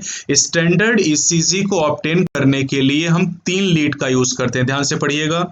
स्टैंडर्ड ईसीजी के लिए जो मशीन है उससे हम पेशेंट को कनेक्ट करते हैं 3 इलेक्ट्रिकल लीड के द्वारा। अब इनमें से एक लीड लगाई जाती है लेफ्ट रिस्ट में, एक लगाई जाती है राइट रिस्ट में, और एक लेफ्ट एंकल में। यानी दोनों हाथों की कलाइयों में एक एक लीड लगाई जाती है, और एक लीड बाएं पैर की एड़ी में लगा दी जाती है। और फिर जो मशीन है वो हार्ट की एक्टिविटी को मॉनिटर करती रहती है। ये तो हो गया स्टैंडर्ड ईसीजी। अब डिटेल इवैल्यूएशन, अगर हमें हार्ट फंक्शन का डिटेल इवैल्यूएशन करना है तो मल्टीपल लीड का यूज करते हैं और मल्टीपल लीड अटैच करते हैं चेस्ट रीजन में। लेकिन यहाँ पर एनसीईआरटी में या नीट के लिए हमारे सिलेबस में केवल स्टैंडर्ड ईसीजी है, जिसका फिगर आपके सामने यहाँ पर है। तो अब देखिए जरा स्टैंडर्ड ईसीजी में क्या क्या चीजें आपको ध्यान रखनी है। स्टैंडर्ड ईसीजी में जितने भी पीक होते हैं उनको पी से टी लेटर तक रिप्रेजेंट करते हैं और ये एक हार्ट की पर्टिकुलर एक्टिविटी के बारे में हमें बताता है। यानी हर लेटर हार्ट की एक पर्टिकुलर एक्टिविटी के बारे में बताता है। जैसे यहाँ पर आप देख सकते हैं, यहाँ पी वेव दिखाई गई है, क्यू आर एस टी। तो इसको हम तीन पार्ट में डिवाइड कर सकते हैं। एक पी वेव होती है, एक क्यू आर एस कॉम्प्लेक्स होता है और तीसरा टी वेव हो जाती है। तो तीनों क्या बताते हैं, देखिए बहुत आसान है, ध्यान से देखिएगा। पी वेव बताती है इलेक्ट्रिकल एक्साइटेशन और डीपोलराइजेशन ऑफ एट्रिया, और जब पी वेव आती उस समय दोनों एट्रिया कॉन्ट्रैक्ट करते हैं, यानी पी वेव बताती है एट्रियल सिस्टोल के बारे में। अब क्यू आर एस कॉम्प्लेक्स की बात करें तो ये बताता है डीपोलराइजेशन ऑफ वेंट्रिकल, और ये हमें वेंट्रिकुलर कॉन्ट्रैक्शन यानी वेंट्रिकुलर सिस्टोल को बताता है। तो पी वेव एट्रियल सिस्टोल को बताती है, Q R S complex ventricular systole को बताता है। और अगर हम टी वेव की बात करें तो टी वेव बताती है रीपोलराइजेशन ऑफ वेंट्रिकल, और रीपोलराइजेशन ऑफ वेंट्रिकल का मतलब ये हुआ कि वेंट्रिकुलर रिलैक्सेशन को the end of T wave mark the end of the systole. अब चूंकि आप देखिए कि एक हार्ट बीट के दौरान एक कार्डियक साइकिल चलती है, और एक कार्डियक साइकिल के दौरान आपको ये इतना फिगर पी से लेके टी तक नजर आएगा। अब यहाँ पर जो क्यूआरएस है, एक हार्ट बीट के दौरान एक क्यूआरएस बनेगा, या आप कह सकते हो कि एक कार्डियक साइकिल के दौरान एक क्यूआरएस कॉम्प्लेक्स का फॉर्मेशन होगा। तो आप क्यूआरएस कॉम्प्लेक्स के नंबर को काउंट करके, आप क्यूआरएस कॉम्प्लेक्स के नंबर को अगर काउंट कर लो तो आप हार्ट बीट रेट या हार्ट रेट को डिटरमाइन कर सकते हो। क्यूआरएस कॉम्प्लेक्स से हार्ट रेट आप निकाल सकते हैं, क्योंकि एक हार्ट बीट का मतलब होता है एक कार्डियक साइकिल, एक हार्ट बीट का मतलब एक कार्डियक साइकिल, और एक कार्डियक साइकिल का मतलब होता है एक क्यूआरएस कॉम्प्लेक्स। तो चाहे आप कहिए एक क्यूआरएस कॉम्प्लेक्स, एक कार्डियक साइकिल, एक हार्ट बीट, तीनों एक ही हैं। तो अगर एक मिनट में हार्ट 72 टाइम बीट करता है तो इसका मतलब है कि एक मिनट में 72 कार्डियक साइकिल चलेंगी और एक मिनट में 72 क्यूआरएस कॉम्प्लेक्स आपको पेपर पे बने हुए नजर आएंगे उस मशीन के द्वारा। तो इससे आप कई तरह के क्वेश्चन कर सकते हैं। जैसे आपको मैं समझाता हूँ इसको। मान लीजिए आपको ये कहा गया कि एक पर्सन है और पर्सन की 15 सेकेंड की हमको ईसीजी दी गई है, और 15 सेकेंड की ईसीजी में 20 क्यूआरएस हमें मिले हैं, 20 क्यूआरएस कॉम्प्लेक्स, ये आपको क्वेश्चन में दिया गया। अब आपसे पूछा गया पर्सन का हार्ट रेट बताइए। तो हार्ट रेट क्या होता है, number of beats per minute. तो आपको एक मिनट में आपको क्यूआरएस निकाल लेना है। तो एक मिनट में आपका क्यूआरएस कितना आएगा, 15 सेकेंड में अगर 20 है तो 60 सेकेंड में क्यूआरएस कितना आ जाएगा, 80 आ जाएगा, 80 क्यूआरएस आ जाएंगे। तो एक मिनट में 80 क्यूआरएस आए। एक क्यूआरएस मतलब एक हार्ट बीट, तो 80 क्यूआरएस मतलब 80 बार हार्ट बीट करेगा, और एक मिनट में जितनी बार हार्ट बीट करेगा उसी को हार्ट रेट कहते हैं। तो पर्सन का हार्ट रेट हमने निकाल लिया। तो इसीलिए यहाँ पर एनसीईआरटी ने लिखा है कि obviously bye counting the number of QRS complex that occur in A given time period. जैसे मैंने आपको 15 सेकेंड का टाइम पीरियड दिया और उसमें आपको मैंने नंबर बताया क्यूआरएस कॉम्प्लेक्स का, और तुरंत आपने उसको कैलकुलेट करके बता दिया। तो bye counting the number of QRS complex that occur in A given time period one can determine the heart rate of an individual. अब अलग अलग पर्सन से मिलने वाली जो ईसीजी होती हैं उनका शेप रफली एक जैसा होता है, लेकिन अगर इस शेप में कोई बदलाव हो रहा है, कोई डेविएशन आ रहा है, तो ये किसी पॉसिबल एबनॉर्मेलिटी या डिजीज के बारे में बताएगा। यानी ईसीजी का ग्रेट क्लिनिकल सिग्निफिकेंस है, मतलब बीमारियों का पता लगाने के लिए इसका यूज किया जाता है। यानी आपने 3 ऐसे मशीन पढ़ी है जिनका यूज क्लिनिकल सिग्निफिकेंस में है, क्लिनिकल डायग्नोसिस में बीमारियों का पता लगाने के लिए करते हैं। एक आपने स्पायरोमीटर पढ़ा था, दूसरा आपने अभी पढ़ा स्टेथोस्कोप के बारे में, और तीसरा ईसीजी के बारे में आप पढ़ रहे हैं। तो बेटा अब हम यहाँ पर बात करते हैं डबल सर्कुलेशन के बारे में। अभी हमने पढ़ा था क्रोकोडाइल, बर्ड और मैमल में डबल सर्कुलेशन पाया जाता है। तो अब यहाँ पर सबसे पहले एक छोटा सा टॉपिक जो एनसीईआरटी ने ऐड किया है, ब्लड वेसल, इनके बारे में हम पढ़ते हैं। आप जानते हैं कि क्लोज टाइप के सर्कुलेटरी सिस्टम में ब्लड का फ्लो ब्लड वेसल के अंदर होता है और मुख्य रूप से जो ब्लड वेसल हैं वो आर्टरी और वेन होती हैं। आर्टरी और वेन की अगर बात करें तो ये बनी होती हैं 3 लेयर के द्वारा। इनकी दीवार 3 लेयर से बनी होती है। आप हमेशा आउटर से याद करिएगा, ठीक है। तो यहाँ लिखा जरूर इनर से, लेकिन आप आउटर से याद करेंगे। तो चलिए मैं आउटर से आपको पढ़ाता हूँ। एक्सटर्नल लेयर जो होती है वो फाइब्रस कनेक्टिव टिश्यू से बनी होती है, जिसे ट्यूनिका एक्सटर्ना कहा जाता है। जो मिडिल लेयर होती है उसकी अगर हम बात करते हैं तो मिडिल लेयर बनी होती है स्मूथ मसल से और इलास्टिक फाइबर से, जिसे ट्यूनिका मीडिया कहा जाता है। और जो इनर लाइनिंग है वो स्क्वैमस एंडोथेलियम, स्क्वैमस एपिथेलियम से बनी होती है, जिसे ट्यूनिका इंटिमा कहा जाता है। तो tunica externa, tunica media, tunica intima. मैंने आपसे कहा एनसीईआरटी में 300 सीक्वेंस आपको याद करना है और हर सीक्वेंस आप बाहर से अंदर की तरफ ही याद करोगे। अब डबल सर्कुलेशन की अगर हम बात करते हैं तो जैसा कि हमें पहले ही बताया गया है, पहले भी हमने डिस्कस किया था कि राइट वेंट्रिकल जो ब्लड पंप करता है ये पल्मोनरी आर्टरी में जाता है और लेफ्ट वेंट्रिकल जो ब्लड पंप करता है ये अरोटा में जाता है। अब अगर हम डीऑक्सीजनेटेड ब्लड की बात करें, ध्यान से देखिएगा जरा इसको, डीऑक्सीजनेटेड ब्लड पल्मोनरी आर्टरी में है और पल्मोनरी आर्टरी में डीऑक्सीजनेटेड ब्लड लंग तक ले जाया जाता है यहाँ से। और जो ऑक्सीजनेटेड ब्लड है ये पल्मोनरी वेन के द्वारा लेफ्ट एट्रियम तक पहुंचाया जाता है। ये जो पाथवे है, यानी आप कह सकते हैं कि जो राइट वेंट्रिकल है, राइट वेंट्रिकल से ब्लड भेजा गया पल्मोनरी आर्टरी में, पल्मोनरी आर्टरी से ब्लड लंग को गया, लंग से पल्मोनरी वेन से होता हुआ लेफ्ट एट्रियम में आया। इस सर्कुलेशन को पल्मोनरी सर्कुलेशन कहा जाता है। अब जो ऑक्सीजनेटेड ब्लड लेफ्ट वेंट्रिकल में था वो अरोटा में गया, अरोटा से आर्टरीज, आर्टीरियोज और कैपिलरीज के द्वारा टिश्यू तक ले जाया गया और टिश्यू से डीऑक्सीजनेटेड ब्लड को कलेक्ट किया गया वेन्यूल के द्वारा, वेन के द्वारा और वेना केवा के द्वारा और राइट एट्रियम तक पहुंचाया गया। तो इस सर्कुलेशन को सिस्टमिक सर्कुलेशन कहा जाता है। ध्यान दीजिए बेटा, जो पल्मोनरी सर्कुलेशन है उसकी शुरुआत राइट वेंट्रिकल से हुई और लेफ्ट एट्रियम में खत्म हुआ।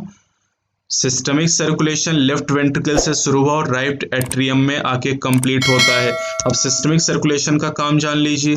जो सिस्टमिक सर्कुलेशन है ये टिश्यू को, सेल को प्रोवाइड करता है न्यूट्रिएंट, गैसेस और एसेंशियल सब्सटेंसेस, और वहां से CO2 और हार्मफुल सब्सटेंस को वापस लेके आता है एलिमिनेशन के लिए। चलिए बेटा, अब 2 सिस्टम यहाँ पर और हम देखेंगे, एक पोर्टल सिस्टम के बारे में और एक कोरोनरी सिस्टम के बारे में। एक स्पेशल टाइप का वैस्कुलर कनेक्शन पाया जाता है डाइजेस्टिव सिस्टम और लिवर के बीच में, जिसे हिपैटिक पोर्टल सिस्टम के नाम से जाना जाता है। That is hepatic portal system. Hepatic portal system में हिपैटिक पोर्टल वेन ब्लड को कैरी करती है इंटेस्टाइन से लिवर। शाम को लाइव क्लास के लिए बहुत अच्छी तरीके से इसे समझेंगे कि जो हिपैटिक पोर्टल वेन है इंटेस्टाइन से ब्लड को लिवर तक ले जाती है सिस्टमिक सर्कुलेशन में वापस पहुंचाने से पहले। अब इसी तरह का एक और सिस्टम पाया जाता है जिसे कोरोनरी सिस्टम के नाम से जाना जाता है। और कोरोनरी सिस्टम की अगर हम बात करें तो ये एक ऐसा सिस्टम है ब्लड वेसल का जो कि ब्लड का सर्कुलेशन करता है कार्डियक मसल को, यानी ब्लड को कार्डियक मसल तक ले जाने का काम करता है और वहां से वापस लाने का काम किया जाता है। तो ये 2 स्पेशल टाइप के सर्कुलेशन है।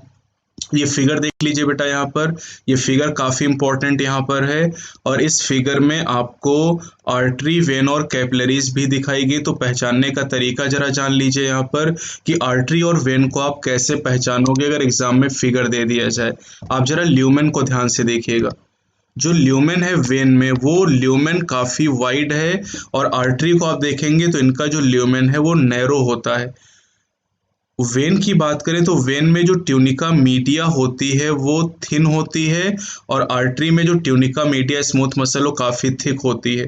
तो ये 2 डिफरेंस अगर आप ध्यान रखेंगे, देखिए वेन में चूंकि वाइड ल्यूमेन है इसलिए यहाँ पर ब्लड का फ्लो कम हो जाता है, लेकिन आर्टरी का ल्यूमेन नैरो होने की वजह से यहाँ पर ब्लड का प्रेशर काफ़ी ज़्यादा होता है। अब बात करते हैं रेगुलेशन के बारे में। बेटा डाइजेशन में भी हमने रेगुलेशन पढ़ा है, रेस्पिरेशन में भी हमने रेगुलेशन पढ़ा, अब हम पढ़ने जा रहे हैं रेगुलेशन ऑफ कार्डियक एक्टिविटी। आप जानते हैं कि जो नॉर्मल एक्टिविटी हमारी हार्ट की है वो इंट्रिंसिकली रेगुलेटेड है, यानी ऑटो रेगुलेटेड है नोडल टिश्यू के द्वारा। नोडल टिश्यू एक स्पेशलाइज मसल टुकड़ा है जो कि हार्ट में हमारे प्रेजेंट है, जिसके 5 पार्ट मैंने आपको पढ़ा है, S A node, AV bundle, right and left bundle and Purkinje fibre. अब जो हार्ट में हार्ट बीट की शुरुआत है वो ऐसे नोट करता है, इसलिए इसे मायोजेनिक कहा जाता है। जो लोअर इन्वर्टिब्रेट होते हैं जैसे एनिलिड और आर्थ्रोपोड, उनमें न्यूरोजेनिक हार्ट पाया जाता है। चलिए फिर देखिएगा, अब हमारे मेडुला ऑब्लोंगेटा में, मेडुला में आपने ओमेट सेंटर भी पढ़ा है, मेडुला में आपने रेस्पिरेटरी रिदम सेंटर भी पढ़ा, और मेडुला में एक स्पेशल न्यूरल सेंटर पाया जाता है जो कार्डियक फंक्शन को मॉडरेट करता है। बेटा मॉडरेट का मतलब कंट्रोल नहीं होता है, मॉडरेट मतलब संतुलित करना, और ये मॉडरेशन करता है ऑटोनॉमिक नर्वस सिस्टम के द्वारा। ऑटोनॉमिक नर्वस सिस्टम क्या है ये आप ह्यूमन फिजियोलॉजी में ही पढ़ेंगे, neural control and coordination chapter में। चलिए अब देखिए जरा, ये ऑटोनॉमिक नर्वस सिस्टम के 2 पार्ट हैं, एक सिंपैथेटिक नर्वस सिस्टम होता है और एक होता है पैरासिम्पैथेटिक नर्वस सिस्टम। तो ये दोनों ऑटोनॉमिक नर्वस सिस्टम के पार्ट है। अब अगर सिंपैथेटिक नर्व से कोई सिग्नल एराइज होगा तो ये सिग्नल क्या करेगा, ये हार्ट बीट को बढ़ा देगा, वेंट्रिकुलर कॉन्ट्रैक्शन की स्ट्रेंथ को बढ़ा देगा, और अगर हार्ट रेट बढ़ेगा, वेंट्रिकल का कॉन्ट्रैक्शन बढ़ेगा तो कार्डियक आउटपुट अपने आप बढ़ जाएगा। अगर पैरासिम्पैथेटिक नर्वस सिस्टम की बात करें तो ये हार्ट रेट को डिक्रीज करता है, speed of conduction of action potential को डिक्रीज करता है, और इससे कार्डियक आउटपुट डिक्रीज हो जाता है। बेटा एक चीज और ध्यान दीजिएगा, जो एड्रिनल मेडुलरी हार्मोन है ये कार्डियक आउटपुट को बढ़ाते हैं। अब एड्रिनल मेडुलरी हार्मोन कौन से हैं, adrenaline and nor adrenaline, adrenaline और nor adrenaline adrenal medullary hormone है जो कार्डियक आउटपुट को बढ़ा देते हैं। अब आते हैं बेटा डिसऑर्डर के बारे में जरा हम पढ़ते हैं। देखिए डाइजेशन चैप्टर में भी हमने डिसऑर्डर पढ़े, रेस्पिरेशन में भी डिसऑर्डर पढ़े, सर्कुलेटरी सिस्टम के डिसऑर्डर हम पढ़ने जा रहे हैं। ह्यूमन फिजियो के हर चैप्टर में डिसऑर्डर के बारे में आपको पढ़ना है। तो चलिए सबसे पहला जो डिसऑर्डर यहाँ पर दिया गया है दैट इज हाइपरटेंशन, जिसे हाई ब्लड प्रेशर कहा जाता है। तो पहले ये जान लीजिए कि नॉर्मल ब्लड प्रेशर क्या है। 120/80, 120/80 अगर किसी पर्सन का ब्लड प्रेशर होता है तो इसे नॉर्मल कहा जाता है। और 120/80 में जो 120 है, 120 mmHg जो यहाँ पर है, ये सिस्टोलिक या पंपिंग प्रेशर कहलाता है। सिस्टोलिक या पंपिंग प्रेशर इसे कहा जाता है। और जो 80 mmHg है इसे डायस्टोलिक प्रेशर या रेस्टिंग प्रेशर के नाम से जाना जाता है। तो यहाँ पर आप ये भी देखोगे बेटा कि जो 120/80 है इसमें 120 अंश है न्यूमरेटर और 80 हर है डिनोमिनेटर कहा जाता है। ऊपर वाला हिस्सा जो है ये सिस्टोलिक ब्लड प्रेशर को बताता है और नीचे वाला हिस्सा डायस्टोलिक ब्लड प्रेशर को रिप्रेजेंट करता है। दोनों को मिला के हम ब्लड प्रेशर कहते हैं। अब अगर किसी पर्सन का ब्लड प्रेशर आपने कई बार चेक किया, रिपीटेड, यहाँ पर डेफिनेशन पे ध्यान दीजिएगा, किसी पर्सन में अगर रिपीटेड चेक आपने किया ब्लड प्रेशर का और ये 140/90 आ रहा है, 140/90 आ रहा है या फिर इससे ज्यादा आ रहा है, ध्यान दीजिएगा, किसी पर्सन का ब्लड प्रेशर अगर आपने चेक किया और ये 140/90 या उससे ज्यादा आ रहा है तो इसे हाइपरटेंशन कहा जाएगा, हाई ब्लड प्रेशर कहा जाएगा। अब एग्जाम में क्वेश्चन ऐसे पूछा जा सकता है कि एक पर्सन का ब्लड प्रेशर आया 150/86, क्या ये हाइपरटेंशन का केस है? तो आप कहोगे नहीं है, क्योंकि दोनों वैल्यूज 140/90 होनी चाहिए या इससे ज्यादा होनी चाहिए। अब देखिए जो डायस्टोलिक यहाँ पर है वो 90 से कम है, इसलिए हाइपरटेंशन का केस नहीं है। एग्जाम में आपको ऐसे पूछा जाए किसी पर्सन का ब्लड प्रेशर 134/100 है, क्या ये हाइपरटेंशन का केस है? बिल्कुल नहीं है, क्योंकि यहाँ सिस्टोलिक वाली वैल्यू 134 है जो कि कम से कम 140 होनी चाहिए थी। अगर किसी किसी पर्सन का ब्लड प्रेशर 160/110 है, क्या ये ब्लड प्रेशर है, हाई ब्लड प्रेशर? आप कहेंगे बिल्कुल ये हाइपरटेंशन है। दोनों वैल्यूज 140/90 या इससे ज्यादा होंगी तभी हाइपरटेंशन होगा। अब हाइपरटेंशन की वजह से कई हार्ट डिजीज हो जाती हैं और इससे हमारे वाइटल ऑर्गन अफेक्ट होते हैं, ब्रेन और किडनी। वाइटल ऑर्गन बेटा उन्हें कहते हैं जो हमारे सर्वाइवल के लिए बहुत जरूरी होते हैं। जैसे हमारी उंगली कट जाए तो उससे हमारे सर्वाइवल पे फर्क नहीं पड़ेगा, लेकिन अगर हमारा ब्रेन, हार्ट, किडनी ये सब काम ना करें तो हमारी बॉडी को बहुत डैमेज होगा और इसीलिए इन्हें वाइटल ऑर्गन कहा जाता है। तो बेटा इन क्वेश्चन को थोड़ा सा ध्यान दीजिए, जो कॉन्सेप्ट मैं आपको बता रहा हूँ इन पे ध्यान दीजिएगा। अगर आप हमारे चैनल पे नए हैं तो चैनल को सब्सक्राइब जरूर करें बेटा, क्योंकि आपके लिए मैं 2-2, 3-3 घंटे रिकॉर्डिंग इस तरह की करता हूँ ताकि आप आसानी से टॉपिक को समझ पाएं। ये भले ही 1 घंटे में मैंने आपको पूरा चैप्टर दे दिया, लेकिन इसको रिकॉर्ड करने में 3-4 घंटे का टाइम लगता है। और इतना टाइम अगर मैं आपके लिए दे रहा हूँ तो आप एक लाइक कर सकते हैं, इसके लिए आप शेयर कर सकते हैं, आप चैनल को सब्सक्राइब कर लीजिए और इसमें आप ही के बेनिफिट है बेटा। आपने अगर अभी जल्दी इस चैनल को ज्वाइन किया है, आपने पुरानी वीडियोस नहीं देखी हैं, तो क्रैश कोर्स में जाके आप पुरानी वीडियोस को भी देखिए, जो पहले से 6 चैप्टर अपलोड कर दिए गए हैं। उन चैप्टर को भी जाके आप जरूर देखिए। 2020 सीरीज आप देखिए, लाइव सेशन में जो क्वेश्चन मैं कराता हूं उनको देखिए, और शाम को जो लाइव सेशन है उसमें इसी चैप्टर के 75 क्वेश्चन हम करेंगे। अगर आप डिटेल में इसी टॉपिक को चाहते हैं जो मैं आपको पढ़ा रहा हूँ शॉर्ट में, अगर ये डिटेल में आप चाहते हैं, हमारे क्लासरूम वीडियो लेक्चर हजारों बच्चे ले चुके हैं और हजारों बच्चे इसकी मदद से पिछले कई साल में सेलेक्ट हो चुके हैं। ये वीडियो लेक्चर इतने पावरफुल हैं कि इनके द्वारा आप अपनी पढ़ाई को बूस्टअप कर सकते हो। ना केवल नीट में सिलेक्शन ले सकते हैं, बल्कि आप अच्छा स्कोर भी कर सकते हो और अपनी रैंक को भी बेहतर बना सकते हैं।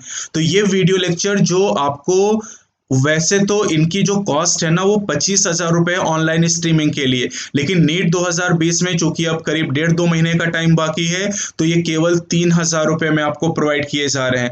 तो इन वीडियो लेक्चर को लेने के लिए डिस्क्रिप्शन में एक लिंक दिया गया है, उस लिंक पे आप क्लिक करेंगे, 3,000 रुपए में पूरे क्लासरूम वीडियो लेक्चर आपको मिलेंगे और साथ ही 7,000 रुपए की टेस्ट सीरीज एकदम फ्री में आपको मिल रही है। अगर आप एक यूनिट को परचेस करना चाहते हैं तो केवल 500 रुपए में एक यूनिट भी परचेस कर सकते हैं। जैसे ह्यूमन फिजियोलॉजी है, 7 चैप्टर हैं और इन 7 चैप्टर को 500 रुपए में आप परचेस कर सकते हैं।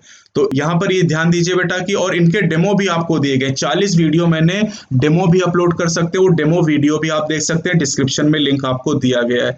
चलिए अगली डिजीज पे चलते हैं, that is coronary artery disease, जिसे कैट कहा जाता है। बेटा कोरोनरी आर्टरी वो आर्टरी है जो हमारे हार्ट को ब्लड सप्लाई करती है।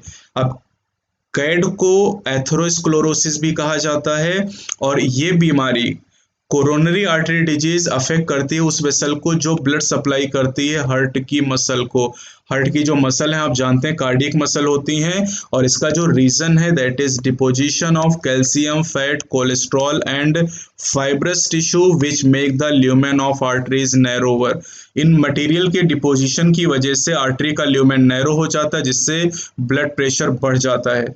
अगली जो डिजीज यहाँ पर है दैट इज एंजिना, और इससे एंजिना पेक्टोरिस के नाम से भी जाना जाता है।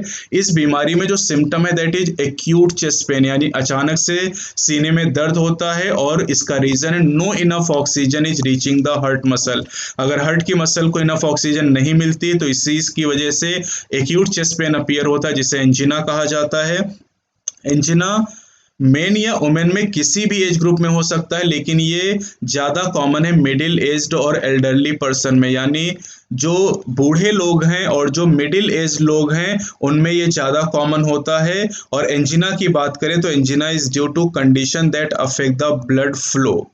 अब आते हैं यहाँ पर हार्ट फेल्योर के बारे में, या हार्ट फेलियर भी आप इसे कह सकते हैं, दोनों तरह का प्रोनाउंसिएशन आप यूज कर सकते हैं। हार्ट फेलियर का मतलब है कि हार्ट फेल हो गया। किस काम में फेल हो गया? अपने काम में फेल हो गया। उसका काम क्या है? ब्लड को पंप करना, खत्म। यानी हार्ट ब्लड को उतना पंप नहीं कर पाता जितनी हमारी बॉडी की जरूरत है। यानी the state of heart when it is not pumping blood effectively enough to meet the need of the body. Body की जरूरत के हिसाब से हार्ट ब्लड को पंप नहीं कर पा रहा है, इसी को हार्ट फेल्योर या कंजेस्टिव हार्ट फेल्योर कहा जाता है, क्योंकि congestion of lung is one of the main symptom of this disease. अब हार्ट फेलियर कार्डियक अरेस्ट और हार्ट अटैक से एकदम अलग है ना। तो कार्डियक अरेस्ट क्या है? कार्डियक अरेस्ट का मतलब होता है हार्ट स्टॉप बीटिंग। बहुत सीधा 3 वर्ड याद रखिएगा, heart stop beating is cardiac arrest. और हार्ट अटैक का मतलब क्या? हार्ट अटैक का मतलब है when the heart muscle are suddenly damage by an inadequate supply. देखिए हार्ट फेल्योर में हार्ट बॉडी की जरूरत पूरी नहीं कर पा रहा है, और हार्ट अटैक में हार्ट की खुद की मसल को ब्लड नहीं मिल पा रहा है। इसका कारण कैड हो सकता है, क्योंकि कैड में कोरोनरी आर्टरी में डिपोजिशन हो जाता है, और कोरोनरी आर्टरी हार्ट की मसल को ब्लड सप्लाई कर रहे हैं। तो हार्ट अटैक का एक रीजन कोरोनरी आर्टरी डिजीज यानी कैड भी हो सकती है। अब यहाँ पर समरी आपको दी गई है, समरी में देख लेते हैं। अगर कोई पॉइंट इंपॉर्टेंट है तो मैं आपको बता देता हूँ। यहाँ पर एक टर्म मैंने आपको पहले लिख दिया था, यहाँ पर जो आपको दिया गया है 70 ml blood is pump out by each ventricle during a cardiac cycle and is called stroke volume और बीट वॉल्यूम। ये टर्म यहाँ पर आपको दिया गया है बीट वॉल्यूम, ये आप ध्यान रखेंगे। एक लाइन और आखिरी देख लीजिएगा, heart is auto excitable, it function can be moderated by neural and hormonal mechanism. एक क्वेश्चन यहाँ पर आपको दिया गया, इसको भी मैं करा देता हूँ। कॉलम 1 एंड कॉलम 2 मैच करने के लिए आपको दिया गया, तो जल्दी से देखिएगा। जो इओसिनोफिल होते हैं, आपने पढ़ा इओसिनोफिल रेजिस्ट इन्फेक्शन। आरबीसी की बात करें तो आरबीसी गैस को ट्रांसपोर्ट करती हैं। AB blood group universal recipient होता है। प्लेटलेट की अगर बात करें तो प्लेटलेट कोएगुलेशन में मदद करती हैं। और सिस्टोल का मतलब कॉन्ट्रैक्शन ऑफ हार्ट। तो बच्चों ये वीडियो आपको कैसी लगी कमेंट सेक्शन में जरूर बताइएगा। चैनल पे आप नए हैं तो चैनल को सब्सक्राइब जरूर कर लीजिए। शाम को लाइव सेशन में हम फिर से मिलेंगे और इस चैप्टर के 75 इंपॉर्टेंट क्वेश्चन को हम करेंगे जो आपके नीट में पूछे जा सकते हैं। तो बच्चों थैंक यू सो मच इस वीडियो को पूरा देखने के लिए। कल हम फिर से एक नई वीडियो के साथ आएंगे, excretory product and there elimination. Best of luck.